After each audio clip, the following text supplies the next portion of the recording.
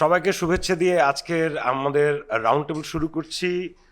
Round টেবিলের বিষয়টা হচ্ছে data matters, number and evidences আর কি টু ডিসেবিলিটি ইনক্লুসিভ সোসাইটি, যেটা বাংলায় করলে দাঁড়ায় হচ্ছে তথ্যই শক্তি, প্রতিবন্ধিতা অন্তর্ভুক্তিমূলক সমাজ গঠনের সংখ্যা ও প্রমাণের গুরুত্ব কি, সেটাকে নিয়ে আমরা আলোচনা করব। জিনিসটা সিম্পল করে বললে এই হয় যে অ্যাকচুয়ালি বাংলাদেশে কি পরিমাণ প্রতিবন্ধী আছে এটা কোনো সঠিক ডেটা নেই। আপনার যদি সঠিক ডেটা না থাকে তাহলে এই সমাজ কিভাবে প্রতিবন্ধীদের নিয়ে কাজ করবে? এখন প্রতিবন্ধী কেন, যে কোনো জনগোষ্ঠী, আপনার দেশে কতটুকু কৃষক আছে এটা যদি সঠিক সংখ্যা আপনি না জানেন তাহলে আপনি এই কৃষকদের জন্য কিভাবে করে আপনি কাজ করবেন? সমাজ কিভাবে কৃষকদের জন্য ফ্যাসিলিটি অফার করবে কিংবা তাদের ডেভেলপ করবে?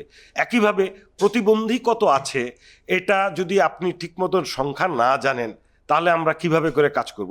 আমরা এই ব্যাপারে কথা বলার আগে একটু প্রথমে আমাদের একটা পরিচয় পর্ব করে নেই। আমার নাম আনিকা রহমান লিপি, আমি কাজ করি centre for disability in development সিডিডিতে অ্যাসিস্ট্যান্ট ডিরেক্টর হিসেবে, এবং সেখানে মূলত ট্রেনিংটাকেই আমি দেখি। সিডিডি হচ্ছে একটি রিসোর্স অর্গানাইজেশন যারা ডিসেবিলিটি ইনক্লুশনে টেকনিক্যাল সাপোর্ট সহ কিছু মডেল, কিছু নিউ আইডিয়াসকে আমরা পাইলটিং করি। আমরা কাজ করি মোটামুটি সব ধরনের স্টেক হোল্ডারদের সাথেই। Thank you. আমি আজিজা রহমান, উপপরিচালক। আমি এসেছি বাংলাদেশ পরিসংখ্যান ব্যুরো থেকে। আপনারা সবাই জানেন বাংলাদেশ পরিসংখ্যান ব্যুরো সরকারি পরিসংখ্যান সংস্থা হিসেবে সকল ধরনের পরিসংখ্যান দেশের জন্য প্রণয়ন করে থাকে।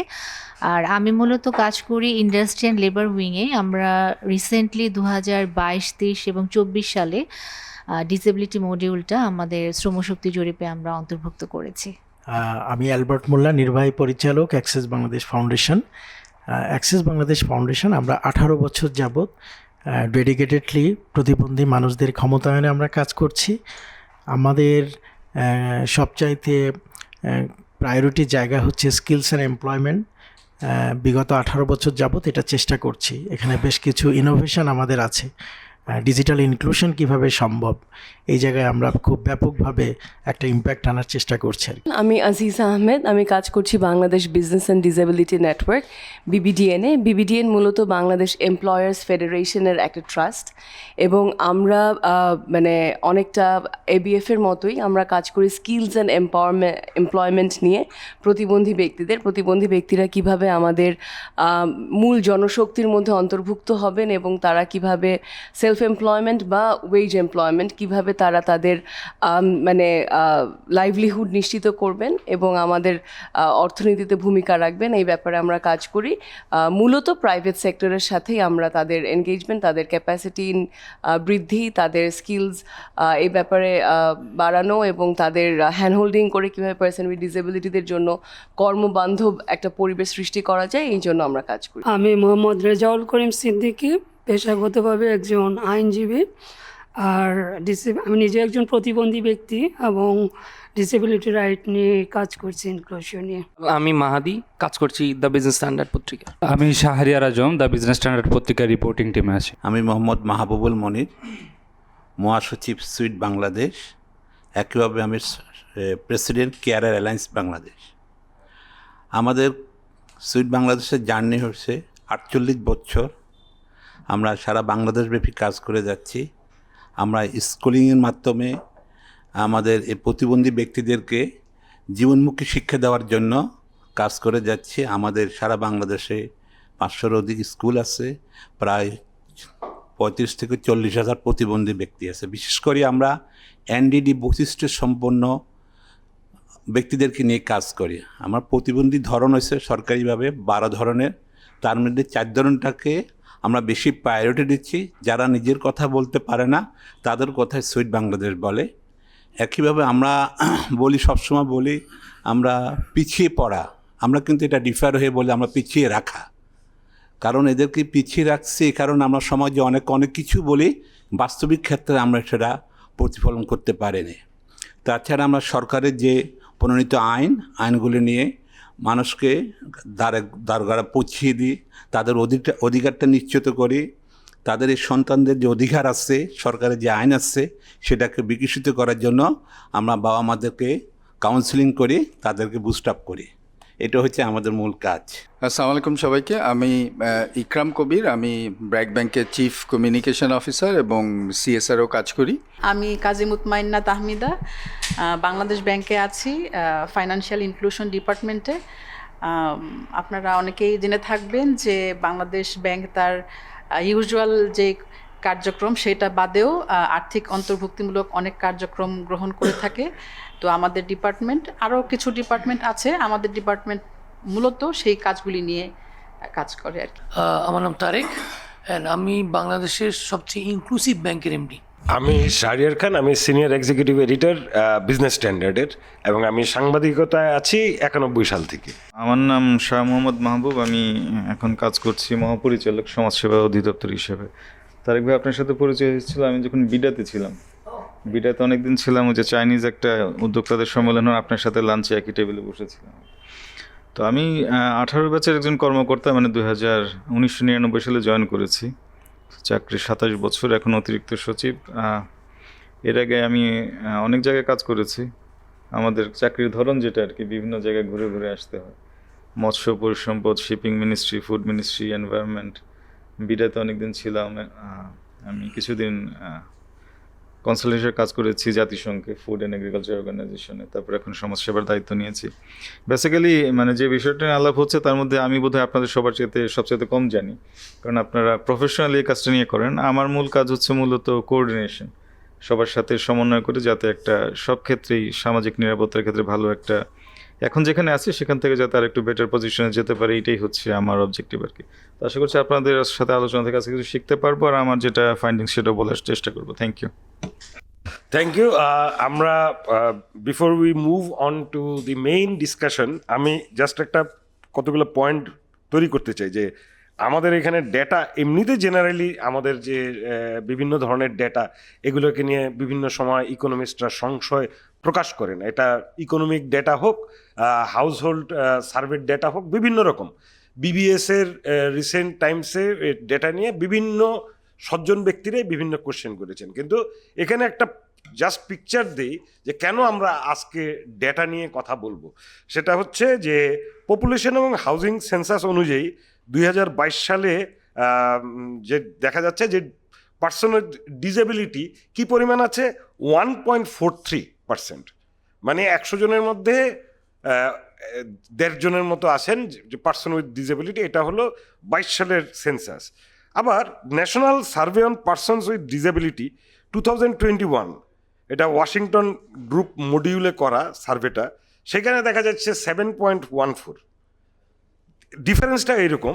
আবার national survey on persons with disabilities 2021, এটা হলো জেনারেল রেট, মানে দুই মেথডে করা, সেটাতে দেখা যাচ্ছে 2.80। তারপরে আছে আরেকটা household income and expenditure survey 2016-এ করা, সেটা দেখা যায় 6.94, মানে 7 জন, 100-তে 7 জন। আর ইনক্লুশন ওয়ার্কস প্রোগ্রাম 2020-এর এটা এস্টিমেট করা হয়েছে, দেখেন রেঞ্জটা কি, 1.4 থেকে 31.9। নর্মালি একটা সমাজে ধরে নেওয়া হয় যে 10%-এর উপরে আপনার পার্সনস উইথ ডিসেবিলিটি। এখন ডিসেবিলিটি মানে কিন্তু শুধু ডিসফিগারমেন্ট না, মানে একটা লোক হাত ভাঙা, পা ভাঙা বা নেই, সেটা না। ডিসেবিলিটি অনেক রকম ক্রাইটেরিয়া, যে সোসাইটি যেভাবে করে।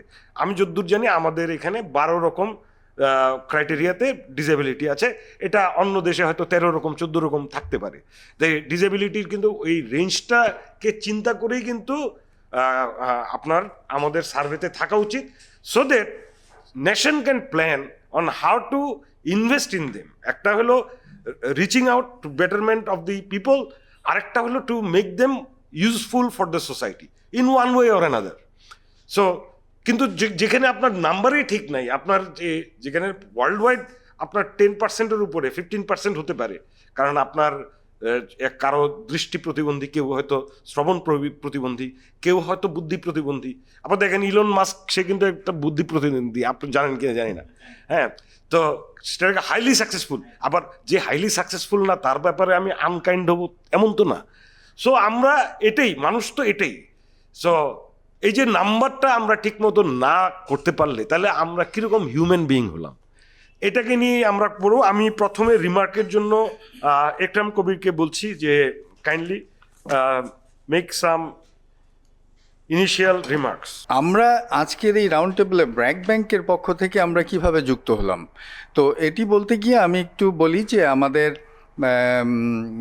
সিএসআর এর একটা ব্যাকগ্রাউন্ড বলি, যে আমাদের রেগুলেটর বাংলাদেশ ব্যাংকের সব ব্যাংকগুলোর জন্য একটা সিএসআর সুন্দর ডিটেইলড একটা গাইডলাইন আছে, এবং আমার মনে হয় যে এইটাই একমাত্র সেক্টর যেখানে রেগুলেটর সুন্দর করে গাইডলাইনটা সাজিয়ে দিয়েছেন। তো সেখানে আবার 4টা ভাগ আছে, যে আমাদের বাজেট, আমি এক বছরে সিএসআর এর জন্য বাজেট যতটা অ্যালোকেট করি তার 30% এডুকেশন, 30% স্বাস্থ্য, 20% আমাদের ক্লাইমেট চেঞ্জ এবং এনভায়রনমেন্ট, এবং 20% আদার্সের মধ্যে আপনার স্পোর্টস, শিল্প সাহিত্য এগুলো সব পড়ে। তো আমরা ব্র্যাক ব্যাংক থেকে গত 4 বছর আগে আমরা নিজেরা বাংলাদেশ ব্যাংকের সিএসআর গাইডলাইনের আলোকে আমরা নিজেদের একটা স্ট্র্যাটেজি তৈরি করেছি, এবং স্ট্র্যাটেজি তৈরি করার উদ্দেশ্যটা হচ্ছে যে আমরা কোন দিকে আসলে ফোকাস করব, যে এডুকেশনে কি করব, স্বাস্থ্যে কি করব, পরিবেশে কি করব, এগুলো আমরা নিজেরা ডিফাইন করে ঠিক করে নিয়েছি। স্বাস্থ্যে আমাদের ফোকাসটা হলো প্রতিবন্ধী ব্যক্তিদের জন্যে স্বাস্থ্যসেবা দেওয়া, স্বাস্থ্যসেবার একটা অনুকূল পরিবেশ সৃষ্টি করা। সেই সুবাদে আমরা অনেকগুলো কাজ করে যাচ্ছি, সেগুলোর কথা আমি এখন না বললাম। কিন্তু একই সাথে আমরা চেয়েছি যে আমরা প্রতিবন্ধী ব্যক্তিদের এবং এই জনগোষ্ঠীর, এবং এটা একটা জাতীয় ইস্যু মনে করে আমরা যেন এইটাতে অ্যাডভোকেসি করতে পারি, আমরা যেন সমাজে একটা আলোচনা সব সময় বজায় রাখতে পারি, যেন আমরা আমাদের নীতি নির্ধারণীতে যারা আছেন তাদের কাছে আমাদের তথ্যগুলো পৌঁছে দিতে পারি। এবং আমরা ব্র্যাক ব্যাংকের পক্ষ থেকে এটুকু বলতে পারি যে আমরা এই বিষয়টি নিয়ে আমাদের দেশে প্রতিবন্ধকতা বা প্রতিবন্ধী ব্যক্তিদের জন্য কাজ করা, আমরা উই আর ভেরি কমিটেড। আমাদের আজকের এই ডায়ালগটা সেইটারই একটা অংশ, আমাদের অ্যাডভোকেসির অংশ। শাহরিয়ার ইতিমধ্যে আমাদের টাইটেলটা বলেছেন, আমরা আসলে সংখ্যাটা জানি না, এবং আমরা চাই যে এই সংখ্যাটা যেন আমরা সঠিক সংখ্যা একটা জানতে পারি, জানার পরে ওইটা অ্যাকসেপ্ট করে আমাদের সামাজিক এবং অর্থনৈতিক পরিমণ্ডলে আমাদের প্রতিবন্ধী ব্যক্তিদেরকে একেবারে লজিক্যালি মানুষের সম্মান দিয়ে, ভাই একটু আগে বললেন যে আমরা আসলে সরিয়ে রাখছি, এই সরিয়ে রাখাতে থেকে সরে এসে আমরা যেন আসলেই অন্তর্ভুক্তিমূলক একটা সমাজ হতে পারি। আমাদের প্রধানমন্ত্রী উনি ইলেক্টেড হওয়ার পরে প্রতিবন্ধী ব্যক্তিদেরকে নিয়ে ওনার প্ল্যানগুলো উনি ধীরে ধীরে বলছেন। আমরা এটাও আশা করব যে এই রাউন্ড টেবলের তথ্যগুলো যেন আমাদের প্রধানমন্ত্রীর কাছে আমরা পৌঁছতে পারি। অনেক ধন্যবাদ সবাইকে। আহ্বান করছি অ্যাডভোকেট রেজাউল করিম সিদ্দিকী, উনি প্রতিবন্ধকতা অন্তর্ভুক্তি বিশেষজ্ঞ। উনি আমাদের কাছে এখন একটা ডেটা পিকচার দিবেন যে এই ল্যান্ডস্কেপটা কি। আসলে কিনোট না, আমি মনে করি যে আজকের আলোচনাটা খুবই টাইমলি একটা আলোচনা, সামনেই বাজেট, এবং এই আলোচনাটা শুরু করার জন্য একজন অ্যাক্টিভিস্ট হিসেবে, একজন ইনক্লুশন এক্সপার্ট হিসেবে আমার অভিজ্ঞতা থেকে আমি একটু কিছু শেয়ার করব, কারণ এখানে এমন সব বিশেষজ্ঞ আপনারা সবাই আছেন বিভিন্ন দপ্তর থেকে।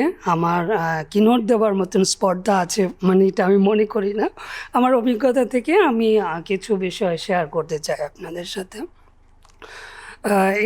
এই ডাটা কি এটা নিয়ে আর কথা না বলি, আমরা সবাই জানি।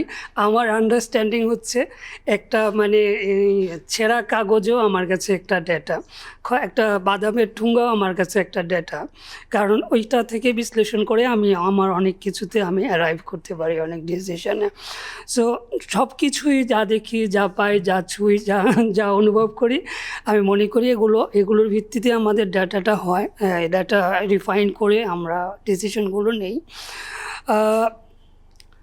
যেটা আমি বলতে চাই আমার স্পেশালিটির জায়গা থেকে, কনফিডেন্টলি, সেটা হচ্ছে ডিসেবিলিটি ডেটা এবং এটার যে লিগ্যাল ইমপ্লিকেশন। শাহরিয়ার ভাই যেটা বলছেন যে ডেটার মধ্যে যে একটা বৈসাদৃশ্য বা আছে, মানে এটা খুবই নর্মাল, শুধু বাংলাদেশে না, এটা পৃথিবীর মানে অনেক দেশে, প্রায় সব দেশে ডিসেবিলিটি নিয়ে এই আকাশ পাতাল, এই গালফ অফ ডিফারেন্স কিন্তু আমরা দেখতে পাই। এবং এটা দেখতে পাওয়ার যে কারণগুলো, সেই কারণের একটা কে অ্যাড্রেস করেছে হলো আমাদের এই প্রতিবন্ধী ব্যক্তিদের অধিকার বিষয়ক যে আন্তর্জাতিক সনদ, যে কনভেনশনটা আছে, যেটা বাংলাদেশ সই করেছে জাতিসংঘের লেটেস্ট কনভেনশন সিআরপিডি, সেই সিআরপিডির একটা পরিপূর্ণ আর্টিকেল, এটাতে 33টা সাবস্টেন্টিভ আর্টিকেল আছে, তার ওয়ান অফ 33, এই আর্টিকেল 31, এখানে এই ডেটা কালেকশন, ডেটা কিভাবে কালেক্ট করতে হবে এই ব্যাপারে একটা কমপ্লিট একটা আর্টিকেল তারা ডেডিকেট করেছে কিন্তু। এবং এইটা আমাদেরকে কিন্তু বাইন্ড করে, দিস ইজ বাইন্ডিং আপন আস, বিকজ আমরা এটাকে সই করেছি, বাংলাদেশ এটা সই করেছে, উই আর কমিটেড। এবং আমরা প্রতি 4 বছর পর জাতিসংঘ গিয়ে এটা হাজিরা দিয়ে এটার ইমপ্লিমেন্টেশনের স্টেটাস আমাদের কিন্তু দিতে হয়, কেমন? সো ফ্রম দ্যাট পার্সপেক্টিভ আমরা যখন কোনো ডাটা নিয়ে কথা বলি, আমি মনে করি যে আমাদের এই article 31 should be the guiding document আমাদের জন্য। সেখানে বলেছে রাষ্ট্রপক্ষ সমস্ত ধরনের ডাটা কালেক্ট করবে প্রতিবন্ধিতা রিলেটেড, সিআরপিডি ইমপ্লিমেন্টেশন রিলেটেড, এবং এই ডাটাটা তারা ডিসএগ্রিগেট করার জন্য বলেছে কিন্তু।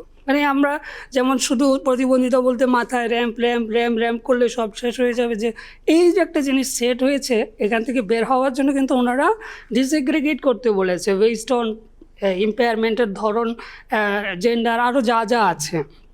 এবং ওনারা এটাও বলেছে যে আমাদের এই ডাটা কালেকশনের পদ্ধতিটা অ্যাক্সেসেবল হইতে হবে এবং ডাটা ডিসেমিনেশনও অ্যাক্সেসেবল হইতে হবে। সবচেয়ে ইম্পর্টেন্ট যেটা, যে এটা আমাদের সেফ হইতে হবে, ডাটা প্রোটেকশনের ব্যবস্থাটা থাকতে হবে, যে একজন প্রতিবন্ধী ব্যক্তির ডাটা আছে, ওদের প্রতিবন্ধী ব্যক্তি তার হালকা পাতলা ডিগনিটি নষ্ট হইলে অসুবিধা না, এটা ওপেন করে দিই, এরকম কিছু ভাবা যাবে না। সো ওই গাইডিং ডকুমেন্টটা যদি আমরা ফলো করি, তাহলে আমাদের মনে করতে হবে যে এটা অপশনাল না, এটা ম্যান্ডেটরিভাবে আমাদের ফলো করতে হবে। এবং আমরা ওই যেটা আছে, অসঙ্গতি যেটা আছে, সেটা কিন্তু খুব ইজিলি তখন আসলে আমরা রিমুভ করতে পারবো। এবং এরপরে আমি যেটা বলতে চাইছি, ডাটাটা আমাদের কেন দরকার, কোনো এক্সপ্লেনেশনে না গিয়ে আমি শুধু বলবো যে আমরা যদি বিন্দুমাত্র প্রতিবন্ধী ব্যক্তিদের জন্য কোনো উন্নয়নের ভাবনা করতে চাই অনেস্টলি, তাহলে ডাটার বিকল্প আমাদের হাতে আসলেই কিছু নাই। যে কোনো ডিসিশন মেকিংয়ের ক্ষেত্রে আমাদের এই ডাটাটা লাগবে। সিআরপিডি রিপোর্ট যেটা আমরা বললাম যে 4 বছর পর ওখানে গিয়ে দিতে হয় জাতিসংঘে হাজির হয়ে, সেইটাও কিন্তু করার জন্য এই ডাটাটা আমাদের লাগবে। এবং আমাদের যত রকমের পলিসি, যে আমাদের এতগুলো আইন হয়েছে বাংলাদেশে, প্রতিবন্ধী ব্যক্তিদের অধিকার ও সুরক্ষা আইন যেটা 13 সালে হয়েছে, খুব কম দেশেই এত কমপ্লায়েন্ট একটা আইন আছে। আমি অন্ততপক্ষে 18টা দেশে আমার কাজ করার এক্সপিরিয়েন্স আছে। আমি সেই অভিজ্ঞতা থেকে আমি বলছি যে এইরকম আইন, এত কম্প্রিহেন্সিভ আইন, এতটা সিআরপিডি কমপ্লায়েন্ট আইন আমাদের অনেক দেশে নাই, উন্নত দেশে নাই। সো এই আইনগুলো করার জন্য কিন্তু এই ডাটাগুলো আমরা তখন কাজে লাগিয়েছি, আমাদের সাথে কনসাল্ট করা হয়েছে, আমরা ডাটা দিয়েছি এবং তার ভিতরে এসেছে। সো যে কোনো decision making, programme, policy making সব কিছুর সময় আমাদের এই disability data must and should be disaggregated. যেটা বলবো প্রিভ্যালেন্স, শাহরিয়ার ভাই একদমই এটা দিয়ে শুরু করেছেন, পরে সেই সব টাইম আমি ডিটেইলে যাব না। আমি শুধু একটা জিনিস বলবো যে একই দেশে একই সময়ে একই ডিপার্টমেন্ট থেকে, কিংবা 2টা সরকারি ডিপার্টমেন্ট থেকে বা 3টা ডিপার্টমেন্ট থেকে যে ডেটাটা আমরা পেয়েছি, সেখানে একটা এমন ডিফারেন্স যে 1.43 হচ্ছে লোয়েস্ট, হায়েস্ট আমরা অ্যাটলিস্ট পাচ্ছি 7.14%, যেটা 2021-এ। 22-এ 1.43 দেখেন, আবার তার 1 বছর আগে 21-এ আবার এই আরেকটা ডিপার্টমেন্ট সরকারে বলছে 7.41।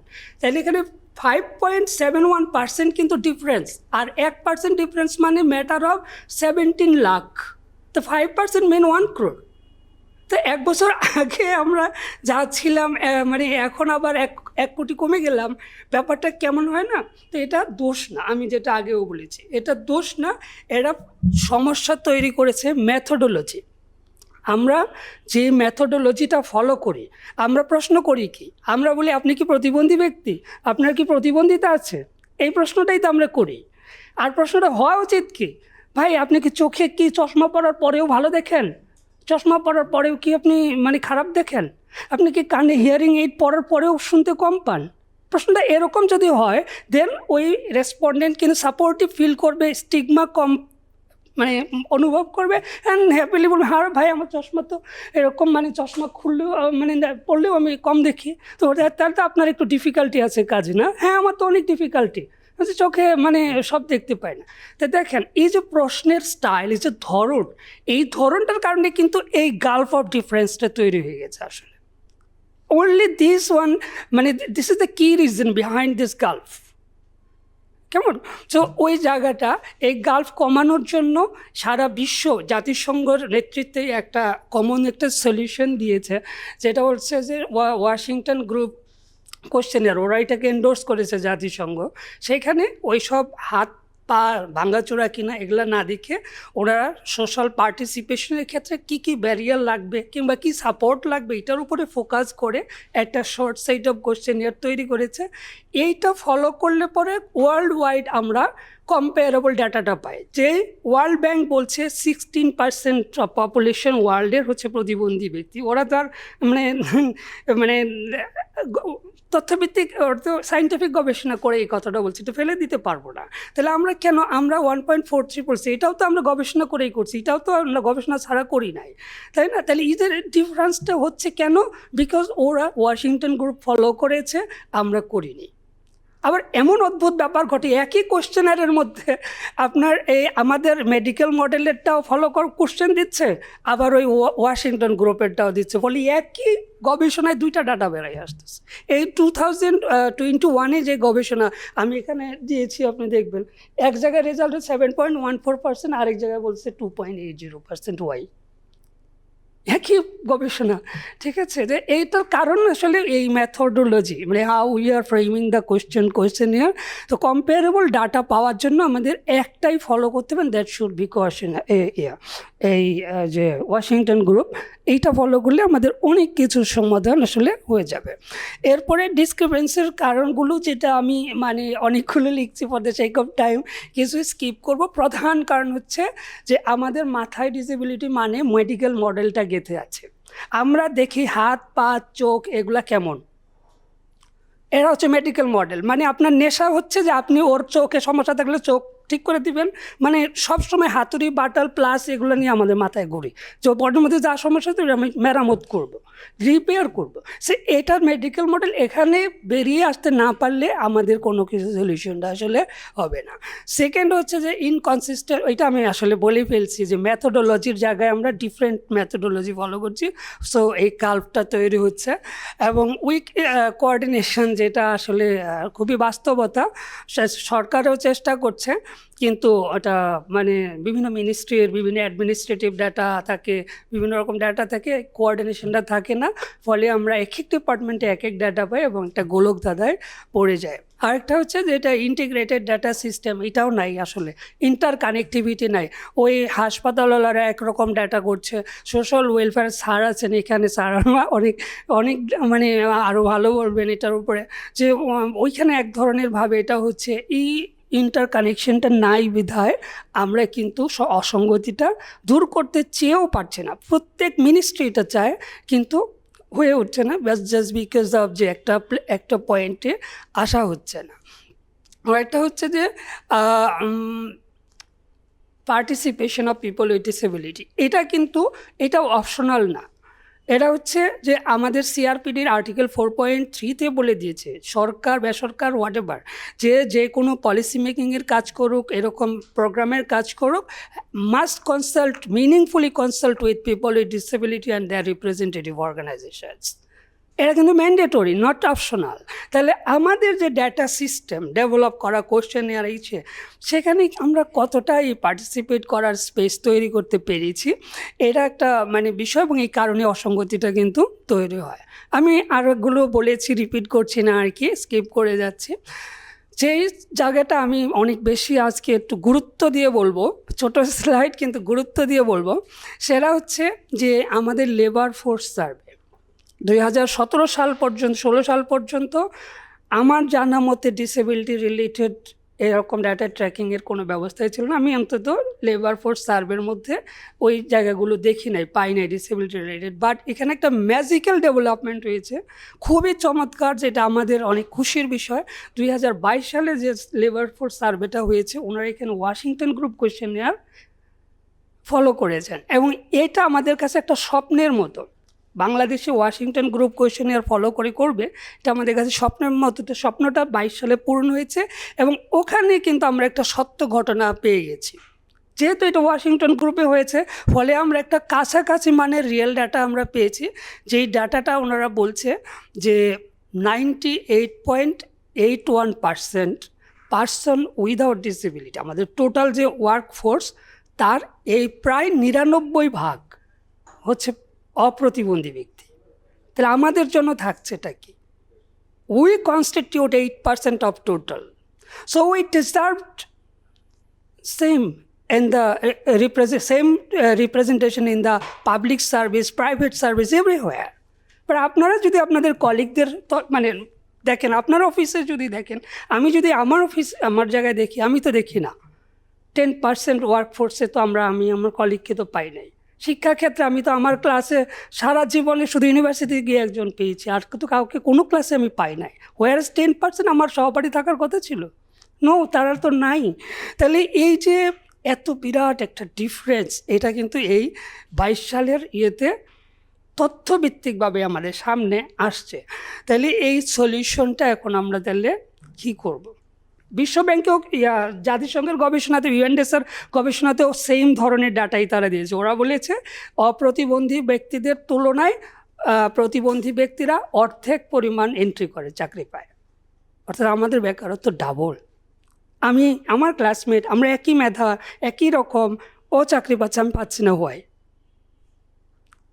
আমি নিজে আমার ব্যক্তিগত, আমি জুডিশিয়াল সার্ভিস কমিশনের পরীক্ষায় 2008 এবং 2009 পরপর 2 বার 3টা ফেজ পার করে আমি ভাইবা পর্যন্ত গিয়েছি, কিন্তু আমি জজ হতে পারি নাই।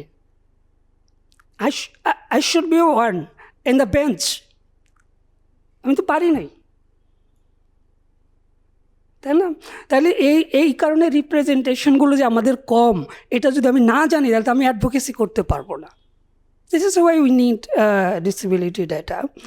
এবং লাস্টলি আমি যেটা বলবো, যে আমাদের প্রতিবন্ধী ব্যক্তিদের উপরে এটার এই যে চাকরি না পাওয়া, চাকরি পেয়ে কম বেতন পাওয়া, বা বেশি বেতন পেয়েও খারাপ লাইফ লিড করা, adequate standard of living is a human right. আর আমাদের প্রতিবন্ধী ব্যক্তিদের স্ট্যান্ডার্ড অফ লিভিংই নাই, কি অ্যাডিকুয়েট থাকবে? This is the fact. আমি যদি 1 লাখ বেতন পাই, আমার বন্ধু যদি 1 লাখ বেতন পায়, আমার 40,000 টাকা চলে যায় থেরাপি, মেডিসিন, এইটা ওইটা, এগুলো দিয়ে, বিকজ আই এম ডিসেবিলিটি। আমার গাড়ি ভাড়া 10 টাকায় আমি গাড়ি ভাড়া দিতে পারি না, আই নিড এ কার, তখন আমার উবার যেতে হয়। তাহলে আমার এই যে 40,000 টাকা ডিসেবিলিটি রিলেটেড কস্ট হয়ে যাচ্ছে, তাহলে আমি মাস চলতেছি কীভাবে? 60,000-এ, আর আমার বন্ধুটা 1 লাখে। তো ওর স্ট্যান্ডার্ড অফ লিভিং তো আমার থেকে হাই থাকছে সেম বেতন নিয়ে, তাই না? সেইখানে আমরা সোশ্যাল প্রোটেকশন ডিজার্ভ করি, এবং মনে করি যে আমাদের যে জিডিপির 0.6% অনলি ইনভেস্ট করা হচ্ছে আমাদের প্রতিবন্ধী ব্যক্তিদের ডিসেবল স্পেসিফিক সোশ্যাল প্রোটেকশনে। ওয়ারেজ এটা গবেষণায় বলা হয়েছে এটা শুড বি 1% মিনিমাম। তো জিডিপির 0.0 থেকে 1-এ যাইতো তো মানে শত কোটি টাকার ব্যাপার। তো এগুলো আমাদের এই সামনের যা বাজেট আছে, আমি মনে করি যে এটাকে সামনে অ্যাড্রেস করা হবে, যে ওভারনাইট আমরা চাই না 1% বা হোক জিডিপির, বাট এটা শুড বি ইনভেস্টেড, মানে ইনক্রিজড গ্র্যাজুয়ালি, প্রগ্রেসিভলি এটা আসুক। আমি 3টা সুপারিশ দিয়ে শুধু শেষ করে দিব, আমি মনে হয় অনেক সময় নিয়ে নিচ্ছি। সেটা হচ্ছে যে এই যে আমাদের ডেটা সিস্টেম, এইটাকে একটু কাইন্ডলি বদলাতে হবে, এটা ইন্টিগ্রেটেড করতে হবে, সমন্বয় করতে হবে, যাতে আমরা একটা ভালো কোঅর্ডিনেটেডভাবে ডিসিশন পলিসি মেকিংগুলো করতে পারি। আমাদের প্রতিবন্ধী ব্যক্তি এবং তাদের সংগঠনগুলোকে যে কোনো প্রোগ্রাম, পলিসি তৈরির প্ল্যানিং, মনিটরিং থেকে শুরু করে থ্রু দ্য সাইকেল আমাদেরকে ইনক্লুড করার স্পেস তৈরি করতে হবে, otherwise this train will not move. এবং লাস্ট হচ্ছে অ্যাকাউন্টেবিলিটি এবং কোঅর্ডিনেশনের জায়গায় আমি আগেও বলেছি যে আমাদের সমস্ত ডিপার্টমেন্ট চায় যে এই জায়গাটা সমাধান হোক, কিন্তু এইটা স্লো হয়ে আছে, আগাচ্ছে না, বিকজ সদিচ্ছা থাকা সত্ত্বেও যে কোঅর্ডিনেশনের মেকানিজমটা এখনও পর্যন্ত স্ট্রং হয় নাই। যারা যারা ইনসাইলো মানে একটা আইল্যান্ডের মধ্যে থেকে কাজ করতে মানে হচ্ছে মানে ফলে আমরা আসলে সলিউশন পাচ্ছি না। সো এই কোঅর্ডিনেশনটা যদি মানে বাড়ানো যায়, আমি মনে করি যে আমাদের যে গালফ তৈরি হয়েছে ডাটার অসঙ্গতি, এটা আস্তে আস্তে নদীতে আসবে, তারপরে খাল, এরপরে কোনো গালফই থাকবে না। ধন্যবাদ। আমরা এবার একটু আলোচনা আসে সবার কাছ থেকে শুনতে চাই। প্রথমে সবচেয়ে যেহেতু আমরা বিবিএস এর ডেটা নিয়ে কথা বলেছি, আমি প্রথমে আজিজুর রহমান আপাকে অনুরোধ করছি যে একটু বলেন যে এই তথ্য উপাত্তর যে ঘাটতি, এই যে আমাদের প্রশ্ন, এটার এই ঘাটতির মূল চ্যালেঞ্জগুলো কি, কেন এগুলো ঘাটতি হলো এবং এটা কিভাবে সলভ করা যায়? ভাইয়াকে আমি অনেক ধন্যবাদ জানাচ্ছি, যিনি কিনোটটা উপস্থাপন করেছেন। উনি এত সুন্দরভাবে সব বিষয়গুলো বলেছেন। তো আমার কথায় অনেকটা এরকমই আসবে। তারপরও যেহেতু আমাদের ডাটা সিস্টেমটা কেমন, এটা একটু সবাইকে ডিসক্রাইব করা প্রয়োজন, কেন আসলে আমাদের বিষয়টা হচ্ছে। তো আমি একটা বিষয় বলতে চাই যে বাংলাদেশ পরিসংখ্যান ব্যুরো আসলে প্রতিবন্ধিতা বিষয়ক পরিসংখ্যান সংগ্রহকে মানে অত্যধিক গুরুত্ব দিয়ে থাকে, এবং যার জন্য আমরা বিগত বড় বড় যত সুমারি এবং সার্ভে হচ্ছে সবগুলোতেই আমরা প্রতিবন্ধিতা বিষয়ক পরিসংখ্যান আসলে সংগ্রহ করে থাকি আর কি। বিশেষ করে আমাদের বড় সুমারি আমরা যেটা বলে থাকি পপুলেশন অ্যান্ড হাউজিং সেন্সাস, সেখানে আমরা নিয়ে থাকি, এবং আমাদের যে আরও কিছু সার্ভেগুলো আছে সেখানে আমরা প্রতিবন্ধিতা বিষয়ক পরিসংখ্যান দিয়ে থাকি। তবে একটা বিষয় আমাদেরকে মাথায় রাখতে হয় যে সুমারি এবং সার্ভের আসলে ডাটা কালেকশন সিস্টেমটা আলাদা। প্রত্যেকটা সার্ভে এক একটা উদ্দেশ্য নিয়ে পরিচালিত হয়। তো সেক্ষেত্রে আসলে আমরা যখন পপুলেশন সার্ভে থেকে ডিসএবিলিটিটা আমরা নির্ণয় করি, তখন দেখা যায় এটা সারা বাংলাদেশে একটা কাজ হয়। এবং আমি এর আগে আমাদের যিনি কিনোট প্রেজেন্ট করেছেন উনি যেহেতু বললো প্রতিবন্ধিতার অনেক ধরনের শনাক্তকরণে অনেক ধরনের পদ্ধতি রয়েছে। আমরা যদি আমাদের আইন দেখি, যেখানে প্রতিবন্ধিতা এবং অটিজম দুটা মিলিয়ে আমাদেরকে 12 ধরনের প্রতিবন্ধিতা চিহ্নিতকরণ করতে হয়। আর আমরা যদি ওয়ার্ল্ড ওয়াইড দেখি, যেটা ওয়াশিংটন গ্রুপ, সেখানে সেটা আসলে প্রতিবন্ধিতা হচ্ছে এভাবে ধরেছে তারা, এটা একটা ফাংশনাল ডিফিকাল্টিস, অর্থাৎ কাজ করতে গেলে আমার কী ধরনের ফাংশনাল ডিফিকাল্টিস হতে পারে, আমার চোখে দেখা, কানে শোনা, তারপর হচ্ছে আমার মুভমেন্ট করা, এই ধরনের 6 ধরনের ক্যাটাগরির একটা বিষয় আছে। তো প্রথমেই আমার যেটা হচ্ছে যে আমাদের এই 12 ধরনের ক্যাটাগরি এবং ওয়াশিংটন গ্রুপের 6 ধরনের ক্যাটাগরি, এটাকে আসলে একসাথে সমন্বিত করার মতো কোনো কম্পারেবিলিটি এখনও তৈরি হয়নি। যার জন্য আমাদের যখন কাজ করতে হয়, অনেক সময় আমরা ওয়াশিংটন গ্রুপ নিয়ে কাজ করি, আবার অনেক সময় আমাদের দেশের প্রয়োজনে আমরা এই ধরনের 12 ধরনের ক্যাটাগরির প্রতিবন্ধিতা নিয়ে থাকি, কিন্তু দুটোর মধ্যে আসলে আমরা কোনো মিলাতে পারছি না যে 12 ধরনের যে আমরা অটিজমকে নিলাম, এটা নিয়ে আমরা যদি বলি যে আমরা 6 ধরনের করব, সেটার আসলে ম্যাচ করার মতো এখনও কোনো পদ্ধতি হয়নি, যার জন্য দুটো আলাদাই আছে।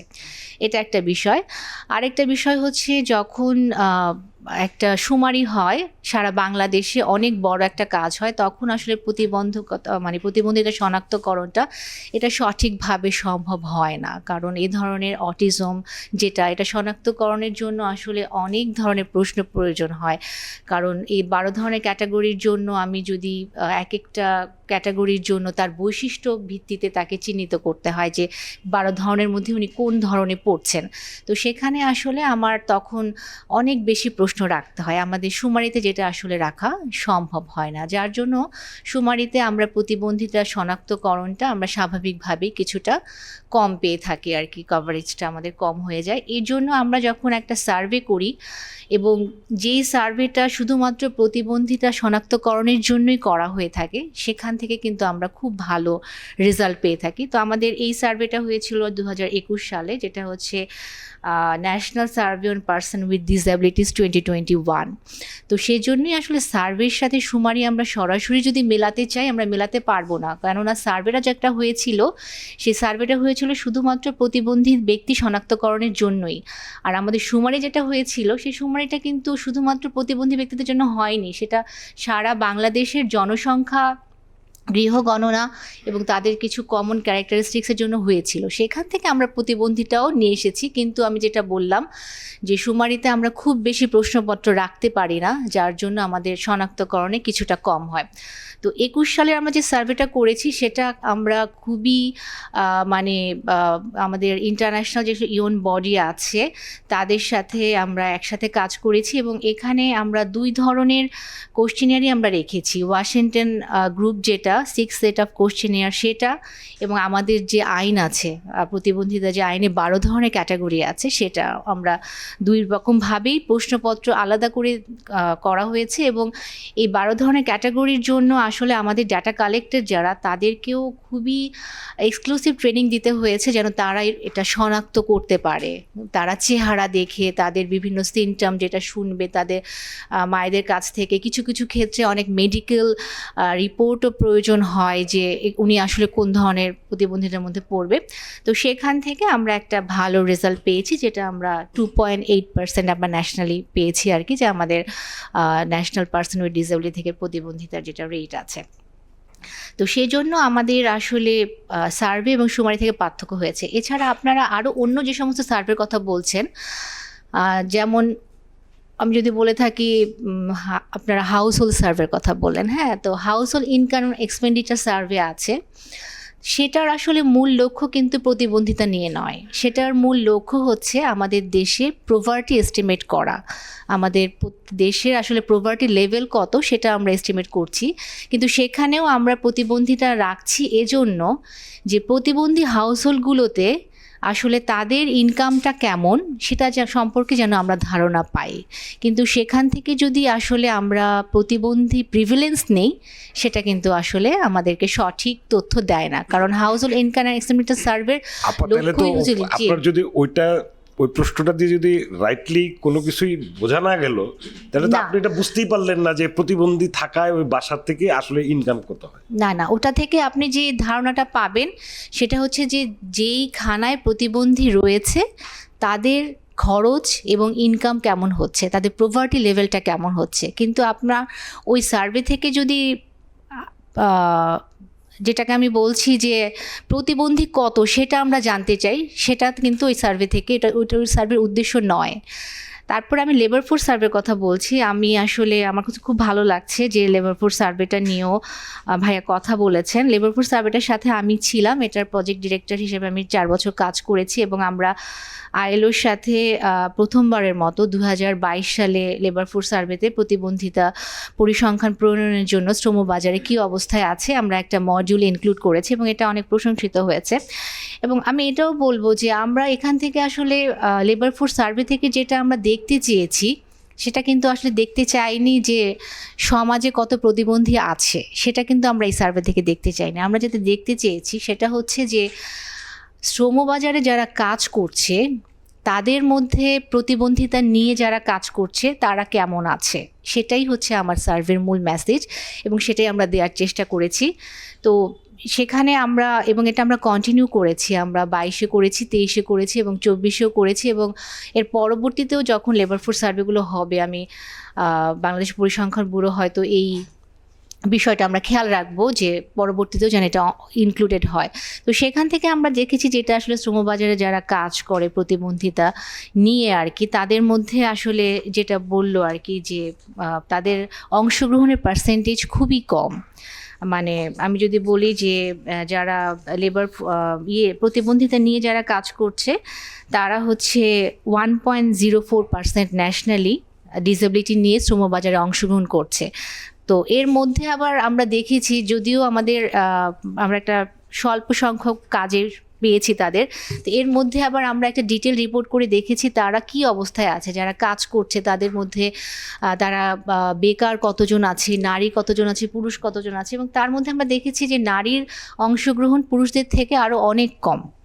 আমি যদি ডেটায় বলতে চাই তাহলে যেটা আমি দেখেছি যে লেবার ফোর্স পার্টিসিপেশন রেট যেটা আমরা বলি, সেখানে হচ্ছে আবার ডিসেবিলিটি নিয়ে অংশগ্রহণ করছে 22%, আর ডিসেবিলিটি ছাড়া অংশগ্রহণ করছে 62%।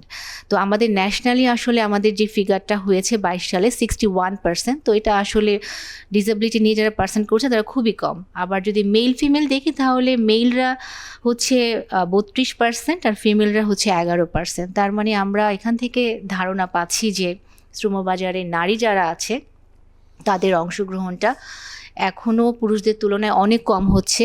তাদের জন্য আমাদের কিছু পলিসি অবশ্যই নেওয়া প্রয়োজন আছে। তো এছাড়াও আরও কিছু বিষয় আমরা এখান থেকে ইন্টারেস্টিং কিছু বিষয় আমরা পেয়েছিলাম যে তারা আসলে কী ধরনের কাজ করে। তো কাজের ক্ষেত্রে আমরা দেখেছি তারা আসলে বেশিরভাগ ক্ষেত্রে স্বনিয়োজিত, অর্থাৎ হয়তো ছোটোখাটো ব্যবসা করছে, এ ধরনের কাজেই আমাদের একটা বেশিরভাগ পার্সেন্টেজ রয়েছে, এবং সেটা হচ্ছে প্রায় 31%ই হচ্ছে আমাদের নিজস্ব কাজ করছে। তো এখান থেকেও আমরা 31% হচ্ছে কাজ করছে, এবং ওন অ্যাকাউন্ট হোল্ডার নিজে নিজে কাজ করছে হচ্ছে 54%।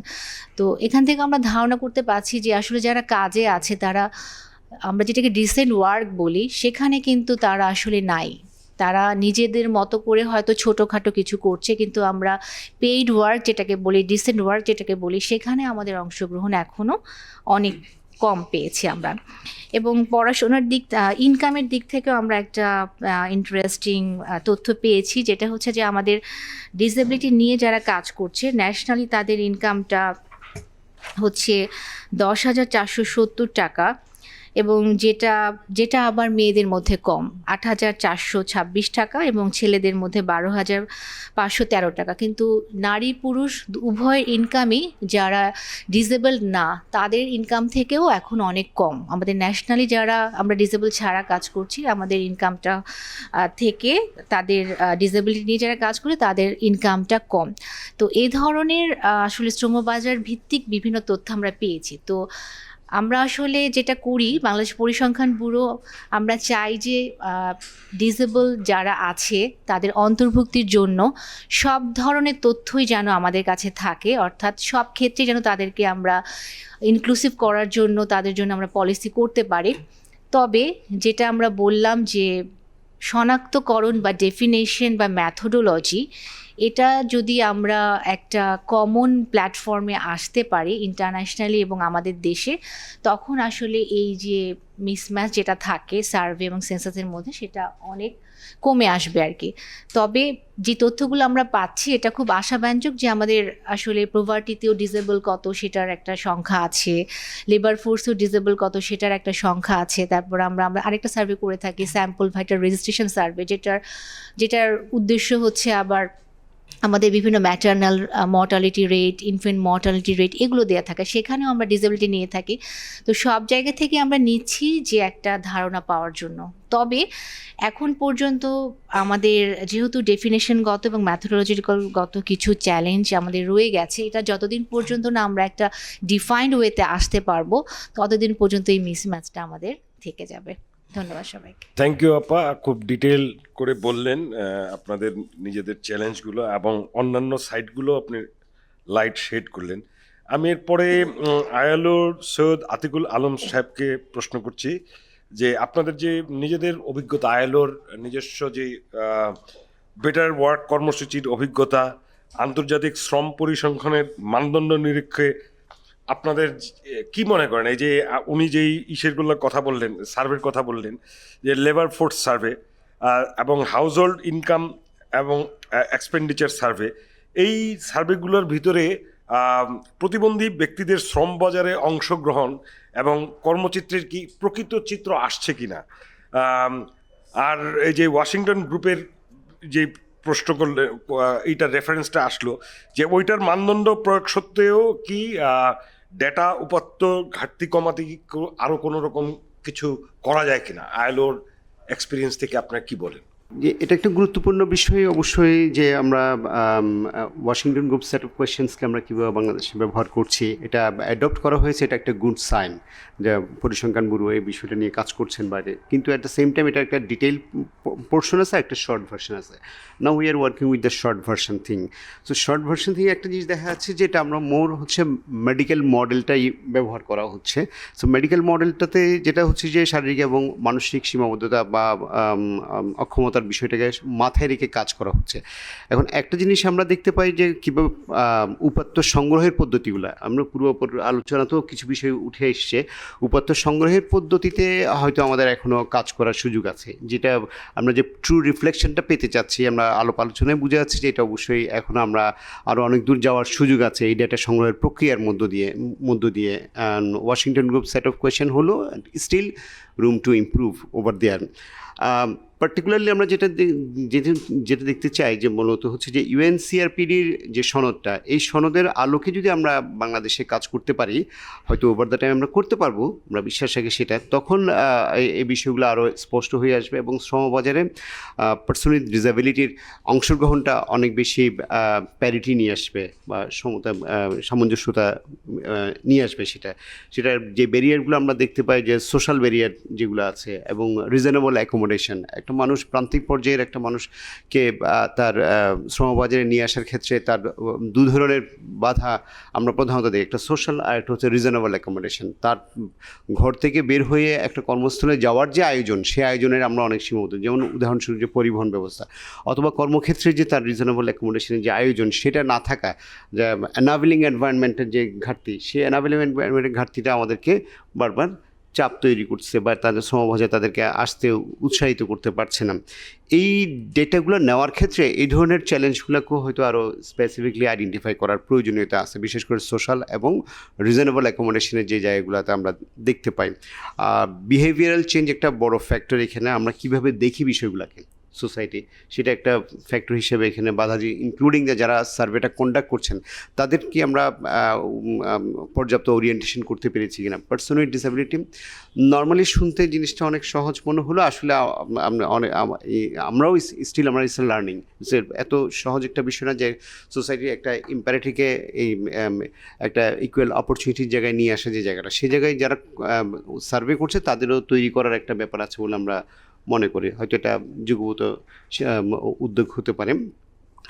ইন রিলেশন উইথ দিস বা আরেকটা বিষয়, একটা এক্সাম্পল হিসেবে দিতে পারি, আমরা আইএলওর ইউএনের এই সনদকে ইয়ে করে ভিয়েতনাম এবং শ্রীলঙ্কা দুইটা এক্সাম্পল আমরা বলতে পারি। ভিয়েতনামে এই বিষয়গুলোকে অনেক স্ট্রংলি করার চেষ্টা করেছে, তাদের যে সার্ভেগুলো করেছে বা তাদের যে ওয়াশিংটন সেট অফ কোয়েশ্চেনটাকে ব্যবহার করার ক্ষেত্রে। আরেকটা জায়গায় আমরা দেখি হচ্ছে শ্রীলঙ্কায় তাদের নিয়মেই করে দিয়েছে যে 3% তাদের থাকতে হবে, কোটা থাকতে হবে, এবং সেখানে employer as a stakeholder হিসেবে তার একটা অংশগ্রহণ থাকবে এই পার্সন উইথ ডিসএবিলিটিকে সিস্টেমে অংশগ্রহণে এনশিওর করার জন্য। আশা করি আমি আপনার প্রশ্নের অনেকটুকু রেসপন্স করতে পেরেছি। ফার্দার কোনো কোয়েশ্চেন থাকলে আমরা আবার ফিরে আসতে পারি। ধন্যবাদ। আমি যাচ্ছি আনিকা রহমান লিপি, centre for disability in development. আপনার কাছে আমার প্রশ্ন, বর্তমানে জাতীয় পরিসংখ্যানে প্রতিবন্ধী ব্যক্তিরা কেন পর্যাপ্তভাবে প্রতিফলিত হন না এবং মাঠ পর্যায়ের অভিজ্ঞতা এই অদৃশ্যতার কারণ কি বলে আপনি মনে করেন? অসংখ্য ধন্যবাদ এবং খুবই কঠিন একটা প্রশ্ন, যদিও তার অর্ধেক উত্তর মনে হয় আমরা ইতিমধ্যেই পেয়ে গেছি। তারপর যে বিষয়গুলোকে আমি একটু হাইলাইট করতে চাই, তার একটা হচ্ছে যে আমরা যারা পরিসংখ্যান নিয়ে কাজ করি, আমাদের বিবিএস আছে এবং অন্যান্য যে সংস্থার আছে, সেখানে সেই মানুষগুলোর মধ্যে প্রতিবন্ধিতা বিষয়ের যে জ্ঞানের যে একটা ঘাটতি, এটাকে অস্বীকার করার কোনো উপায় নাই। তেমনি আবার আমরা প্রতিবন্ধী মানুষরা যারা এটাতে অংশগ্রহণ করতে চাই, এই বিষয়ে মতামত দিতে চাই, তাদের মধ্যে পরিসংখ্যান বিষয়ে জ্ঞানের ঘাটতি আছে। এই দুটা কিভাবে কাজ করে, এই দুই জায়গায় একটা বিশাল মিসম্যাচ আছে বলে মাঠ থেকে যেই তথ্যগুলো আসছে, যে এই ডাটাগুলো আসছে, সেটাকে কিন্তু ক্লিন করতেও পারছি না আমরা। একটা উদাহরণ দিই আপনাদেরকে। আমি হুইল চেয়ার ইউজার, আরও 10টা আপনি হুইল চেয়ার ইউজার নিয়ে আসেন, আমাদের প্রত্যেকের ফাংশনাল এবিলিটি লেভেল ডিফারেন্ট হবে, নিডস ডিফারেন্ট হবে, এক হবে না। সো অ্যাসেস করাটা কিন্তু আসলে এত সহজ না। এই প্রসঙ্গে তখন চলে আসে আসলে প্রশিক্ষণটা কাকে দিব, কিভাবে দিব, কতদিন দিব, হ্যাঁ, এবং তাদেরকে কিভাবে তৈরি করলে তারপরে তারা মাঠ থেকে সঠিক ডাটাটা নিয়ে আসবে। এই অ্যান্সারটা যদি এখনই রাষ্ট্রীয় পর্যায়ে এবং পলিসি মেকার পর্যায়ে যদি এখনই অ্যান্সার করার চেষ্টা না করা হয়, এই ঘাটতিটা সারা জীবন থেকে যাবে। এটা নিয়ে আমার মনে হয় যে আমরা কেউই দ্বিমত রাখবো না। এটা আমাদেরকে চিন্তা করতে হবে যে অন্যান্য বিষয়ে ডেটা কালেক্ট করা আর ডিসেবিলিটি বিষয়ে ডাটা কালেক্ট করা এক না, আইডেন্টিফাই করাটা খুবই কঠিন। হ্যাঁ, আবার ডেফিনেশন মতে যে আপনার ইম্পেয়ারমেন্ট থাকলেই আপনি প্রতিবন্ধী মানুষ, তাও না। হ্যাঁ, একটা উদাহরণ দিয়ে বলি, ধরেন আমাদের এখানে যদি কেউ লেফটি থাকে, তার কাছে মাফ চেয়ে নিচ্ছে আগেই, আমার এই ছোটো আঙ্গুলের দুটো করে একটা ইনফেকশনের কারণে ফেলে দিতে হলো, আমার একটা ইম্পেয়ারমেন্ট হলো। এখন আমাকে কি প্রতিবন্ধী মানুষ হিসেবে কি আইডেন্টিফাই করা হবে কি হবে না? বাই ডেফিনেশন হবে না, কিন্তু আমরা যারা মাঠে কাজ করি তারা কিন্তু তাকেও চিহ্নিত করে নিয়ে চলে আসছি। ঠিক আছে, আবার সোশ্যাল টাবুর যে বিষয়গুলোকে আমরা জানি যে অনেকেই, আমার নিজেরই একটা অভিজ্ঞতা আছে, 1992 এবং 93 সালে একটা ঢাকা মোহাম্মদপুরে আর একটা জামালপুরের ইসলামপুরে করেছিলাম। তো ওখানে আমরা দেখেছি যে আমাদের ওটা 2টা পর্বে হয়েছিল। যে প্রথমে আমরা প্রত্যেকটা হাউস হোল্ডে গিয়েছি, জিজ্ঞেস করেছি আপনার বাড়িতে এরকম কোনো সদস্য আছে কিনা যার দেখার শোনার এরকম সমস্যা আছে। তো যারা ইয়েস বলেছে সেই ঠিকানাটা নিয়ে এসেছি। দ্বিতীয় পর্ব হচ্ছে যে সেই বাড়িগুলোতে ডিটেইল কোশ্চেনিয়ার নিয়ে যাওয়া হয়েছে। তো মোহাম্মদপুরেই প্রথম পর্বে আমরা তখন 1900 জনকে আইডেন্টিফাই করেছিলাম, কিন্তু ডিটেইল কোশ্চেনিয়ার নিয়ে যেতে পেরেছিলাম আমরা 1500 বাড়িতে। বাকি 400 কিন্তু কেউ কেউ ভয়ে বাসাও পাল্টিয়েছে। They didn't want to give us the data information. তারা এতটাই শেম ফিল করেছে তাদের সেই সদস্যকে নিয়ে। তো এটা একটা ফ্যাক্টর তো আছেই, এগুলোকে মাথায় রেখে কিন্তু আমাদেরকে কাজ করতে হয়। আমরা গিয়ে বললেই যে সে আমাকে তথ্য দিবে, আর স্পেশালি কিছু ইস্যু আছে, যেমন মেন্টাল হেলথ রিলেটেড যেই ডিসেবিলিটিটা আছে, সব পরিবার কিন্তু সেটাকে এগ্রি করতে চায় না। হ্যাঁ, আমি এমনও কিছু পরিবার চিনি যে তারা নিজেরাই হেলথ প্রফেশনালস, তাদের পরিবারে এরকম মেন্টাল হেলথ সম্পন্ন মানুষ আছে এবং দে ডিনাই ইট, তারা ট্রিটমেন্টেও যেতে চায় না, কারণ ট্রিটমেন্টে গেলে তো তাহলে তো এটাকে অ্যাকসেপ্ট করা হয়ে গেল। ওই জায়গাগুলো আছে আর কি। টুলস তৈরির জায়গাতে আমার যে জিনিসটা মনে হচ্ছে যে আমরা বারবার বলছি Washington group questionnaire, Washington group specially short sets of questionnaire নিয়ে একটা প্রবলেম আছে যে ওইটার থেকে আপনি লোয়ার বডির, স্পেশালি ফিজিক্যাল ডিসেবিলিটির ক্ষেত্রে লোয়ার বডির তথ্য পাচ্ছেন, কারণ চলাফেরা নিয়ে প্রশ্নটা করা হয়েছে। আপার বডি নিয়ে কোনো কোশ্চেন নাই। I have a colleague who was born without 2 arms, but he's functioning properly. He has a master's degree and he's a very experienced and expert trainer. তো সে তো একজন প্রতিবন্ধী মানুষ এবং তার প্রাত্যহিক জীবনে কিছু না কিছু সাপোর্ট লাগছেই। তো ওয়াশিংটন গ্রুপ কোশ্চেনিয়ার নিয়ে যদি আমি এখন যাই, সে কিন্তু আনআইডেন্টিফাইড থেকে যাবে, অ্যাকাউন্টেড হয়ে থাকবে। এবার আসে হচ্ছে প্রতিবন্ধিতার ধরন নিয়ে। আমরা 12 ধরন বলছি। শেষ যে 2 ধরন, 11 নম্বর এবং 12 নম্বর, বহুমাত্রিক এবং অন্যান্য, এই দুটো কিন্তু ডিফাইন না, আপনি কাকে বলবেন। আর যদি আমি জাস্ট অন্যান্যর ঘরে টিক দিয়ে নিয়ে আসি, এই 12 জন 100 জন, এই 100 জনের মধ্যে কয়জন শারীরিক প্রতিবন্ধী প্লাস বুদ্ধি প্রতিবন্ধী, কয়জন দৃষ্টি প্রতিবন্ধী প্লাস শারীরিক প্রতিবন্ধী, কয়জন অটিস্টিক প্লাস বুদ্ধি প্রতিবন্ধী, এই তথ্য তো আমি পাচ্ছি না, শুধু টিক অন্যান্য। কিন্তু এই যে বহুবিধ মানে হচ্ছে যে এদের নিডগুলোকে যদি আমি অ্যাসেস করতে চাই, তাহলে কিন্তু আমার কাছে কোনো তথ্য থাকছে না। এটা খুবই একটা মানে অ্যাম্বিগুয়াস একটা অবস্থা। এবার আসি অন্যান্যটাও ডিফাইন নাই, এবং সেটাকে রাষ্ট্রীয়ভাবে বলা হয়েছে যে সমন্বয় কমিটি কর্তৃক ঘোষিত হতে হবে। সমন্বয় কমিটি এখন পর্যন্ত মানে আমাদের জাতীয় পর্যায় থেকে শুরু করে আমাদের উপজেলা পর্যন্ত সমন্বয় কমিটি আছে, কিন্তু এখন পর্যন্ত কোনো সমন্বয় কমিটিকে আমরা পাইনি। যেমন জাতীয় সমন্বয় কমিটি বছরে একটা মিটিং করার কথা, তারা প্রতি বছর এখন পর্যন্ত করতে পারেননি। জেলা পর্যায়ে এবং উপজেলা পর্যায়ে 4টা মিটিং করার কথা, জেলা পর্যায়ে 2টো মিটিং করার কথা, কোনো উপজেলা এখন পর্যন্ত একটাই করতে পারে না, 4টা তো দূরের কথা। আবার জাতীয় পর্যায়ে প্রত্যেক উপজেলা থেকে একটা করে রিপোর্ট আসার কথা আমাদের জাতীয় সমন্বয় কমিটির কাছে, এখন পর্যন্ত সেই রিপোর্ট কোনো সমন্বয় কমিটি পেশ করতে পারেনি, এবং জাতীয়ভাবে সেই রিপোর্ট নিয়ে যে কি অবস্থা তার কোনো ব্যাখ্যা এখন পর্যন্ত আমরা পাইনি। সো এই অর্গানগুলো যদি কাজ না করে তাহলে ডিসএবিলিটি রিলেটেড কোনো কাজই কিন্তু মাঠে সমন্বিতভাবে হবে না। কারণ আমরা জানি যে মাঠ পর্যায়ে সমাজসেবা কর্মীরা কাজ করেন, স্যার যদি আমি ভুল না করে থাকি, হ্যাঁ। তো এবং এই সমাজসেবা কর্মী কিন্তু জানেন তার এলাকায় কোন কোন বাড়িতে প্রতিবন্ধী মানুষরা আছেন। তারা আইডেন্টি কার্ড সম্পন্ন মানুষ হোক, ভাতা তালিকাভুক্ত মানুষ হোক, অতালিকাভুক্ত মানুষ হোক, সেই তথ্যগুলো কিন্তু ওই সমাজসেবা কর্মীর কাছে আছে। এখন সে যদি এই ডাটা কালেকশন প্রসেসে পার্টিসিপেট করতে পারে তাহলে তথ্য আরও আমাদের কাছে অনেক বেশি আসবে। আরেকটা কথা একটু বলতে চাচ্ছিলাম, house hold income and expenditure যে সার্ভেটা হয় এটা নিয়ে। আমি যখন আমার কর্মজীবন শুরু করি সেই 1992 সালে, তখনকার সময় দেখেছিলাম 18%। মানে হাউস হোল্ড ইনকাম এই সার্ভেতে যেই পপুলেশনটাকে কভার করা হয় তার মধ্যে 18%। সেটা কমতে কমতে কমতে কমতে এখন 6.94-এ চলে আসছে। কমছে কেন? আমাদের জনসংখ্যা তো বাড়ছে, কিন্তু কেন এখন সেই 18 থেকে এখন 6.94-এ চলে আসছে? এটার কোনো কোনো ব্যাখ্যা এখন পর্যন্ত আমরা কোনো জায়গা থেকে পাইনি। তো এরকম এই বিষয়গুলো যেমন আছে,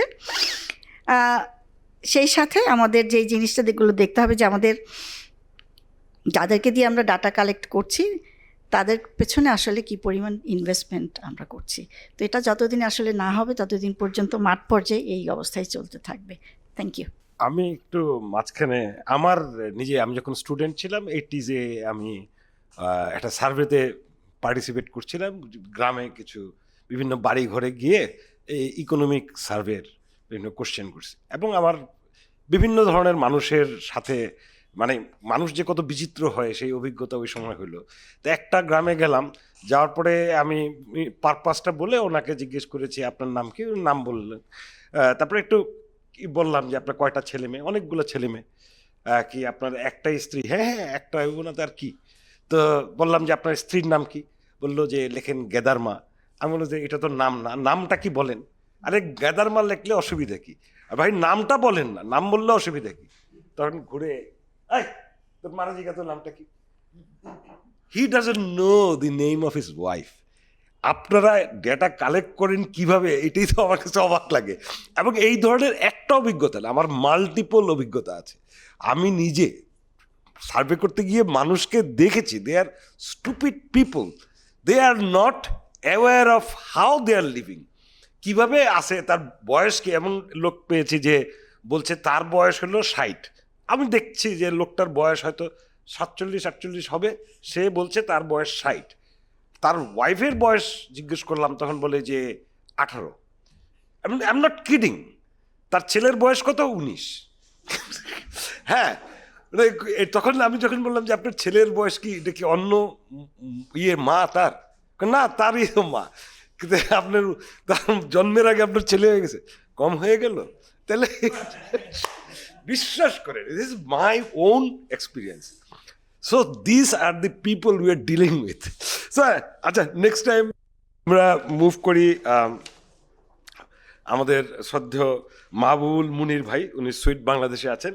ওনাকে আমার প্রশ্ন, বর্তমান তথ্য ব্যবস্থায় কোনো জনগোষ্ঠী যদি সবচেয়ে বেশি বাদ পড়ে, যেমন প্রতিবন্ধী নারী বা গ্রামীণ জনগোষ্ঠী, সেই ক্ষেত্রে এই যে আপনারা যে প্রতিবন্ধী ব্যক্তিদের সংগঠনগুলো চালান, আপনাদের কার্যকরী অ্যাডভোকেসিকে কিভাবে বাধাগ্রস্ত করে যদি সেই তথ্য না থাকে? প্রথমত দেখা যাচ্ছে আমাদের প্রতিবন্ধী নারী ও কিশোরীরা তারা যখন তাদের সম্পর্কে তথ্য নিতে যায়, তাদের বাবা মা বা সমাজ তাদেরকে একটু করে রাখে, আড়াল করে রাখে। না, আমার এখানে প্রতিবন্ধী নাই, যেটা একটু আগে লিপি বলছিল।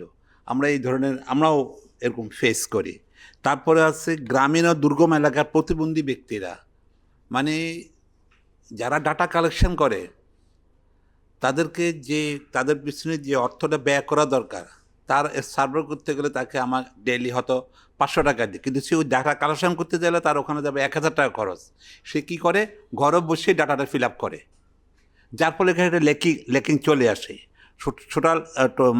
সঠিক তথ্যটা চলে আসে না, যার ফলে আপনার শহরের তুলনায় গ্রামের অবকাঠামো দুর্বল এবং অনেক মানুষ নিবন্ধন জরিপের আওতা আসে না, এই একটা কারণে যারা ডাটা কালেকশন করতে যায়। তার একটা আছে চরম দরিদ্র প্রান্তিক জনগোষ্ঠী। চরম দরিদ্র প্রান্তিক জনগোষ্ঠী কেমন? যেমন চা বাগানের শ্রমিকরা আছে, যেমন আপনি চরাঞ্চলের বাসিন্দারা আছে, অনেক চরে প্রচুর আমাদের আছে, আমরা যে কাজ করি চরাঞ্চলে প্রচুর ডিজেবল পার্সন আছে, কিন্তু আমরা ওই তথ্যটা সঠিকভাবে আমাদের আসে না। তারপরে আসে আপনার শহর এলাকার যে বস্তিবাসীর বিরুদ্ধে আমরা খুব কম সংখ্যক লোকে যাই, কারণ আমরা যে পরিবেশ, যারা ডাটা কালেকশন করতে যায় তারা ওখানে যাবে, ওই বস্তির সামনে বসে বসে আপনি যেভাবে বললেন সাইরের ভাই, ওরকম ডাটা নিয়ে চলে আসে, তারপরে সঠিক প্রতিফলিত হচ্ছে না। তারপরে আপনার মানসিক বা বুদ্ধি প্রতিবন্ধী বলতে আমরা যেটা বলি স্নায়ু বিকাশ প্রতিবন্ধী, এনডিডি, এ সম্পর্কে আমাদের অনেককে জানা নেই, ইভেন কি ডাক্তারদেরকে জানা নাই। কারণ স্নায়ু বিকাশ প্রতিবন্ধী হচ্ছে autistic, down syndrome, cerebral palsy, ID, এই 4 ক্যাটাগরির উপরে আমরা অনেকে জানি না। একজন ডাক্তারের কাছে যায়, সে I am belongs to 3 sons, 2 sons is, 1 is autistic, 1 is Down syndrome. But আমার ডাউন সিনড্রোমের সন্তানকে লিখে রাখছে বহুমাত্রিক প্রতিবন্ধী। How can? ডাউন সিনড্রোমটা হচ্ছে ক্রোমোজোম জনিত কারণে ডাউন সিনড্রোম, কিন্তু ওটা লিখে রাখছে, কারণ একটা ডাক্তারের কাছে গেছে, পরে যখন প্রতিবাদ করছে তো ও আচ্ছা ঠিক আছে দেখতে আসছে। তাহলে আমাদের এখানে একটা ল্যাকিং আছে, সমাজটা মানে যারা এগুলো নিয়ে রিসার্চ করবে, যারা গবেষণা করবে, যারা আসবে, তারা অনেক কিছু জানে না, যার ফলে তথ্যের প্রচণ্ড ঘাটতি। যেমন একটু আগে আপা বলছিল আপনার সাথে বিএসএসের সাথে, এই বিএসএসের সাথে সমাজসেবা অধিদপ্তরের সাথে একটা সমন্বয় হতো। আজকে সমাজসেবা অধিদপ্তরে যে তথ্য আজকে হচ্ছে 39,14,736, দ্যাট মিনস 2.16%, যদি আমরা পার্সেন্টেজে চলে যাই আজকে ডাটা। তো এখানে আবার ক্যাটাগরি আছে, এখানে 12 ধরনের ক্যাটাগরি আছে। আপা যেমন বলছে আপনারা নিতে পারেন না, তাহলে আপনার মন্ত্রণালয়ের সাথে সমন্বয় করে এই জিনিসগুলি, তথ্যগুলো উঠে নিয়ে আসে।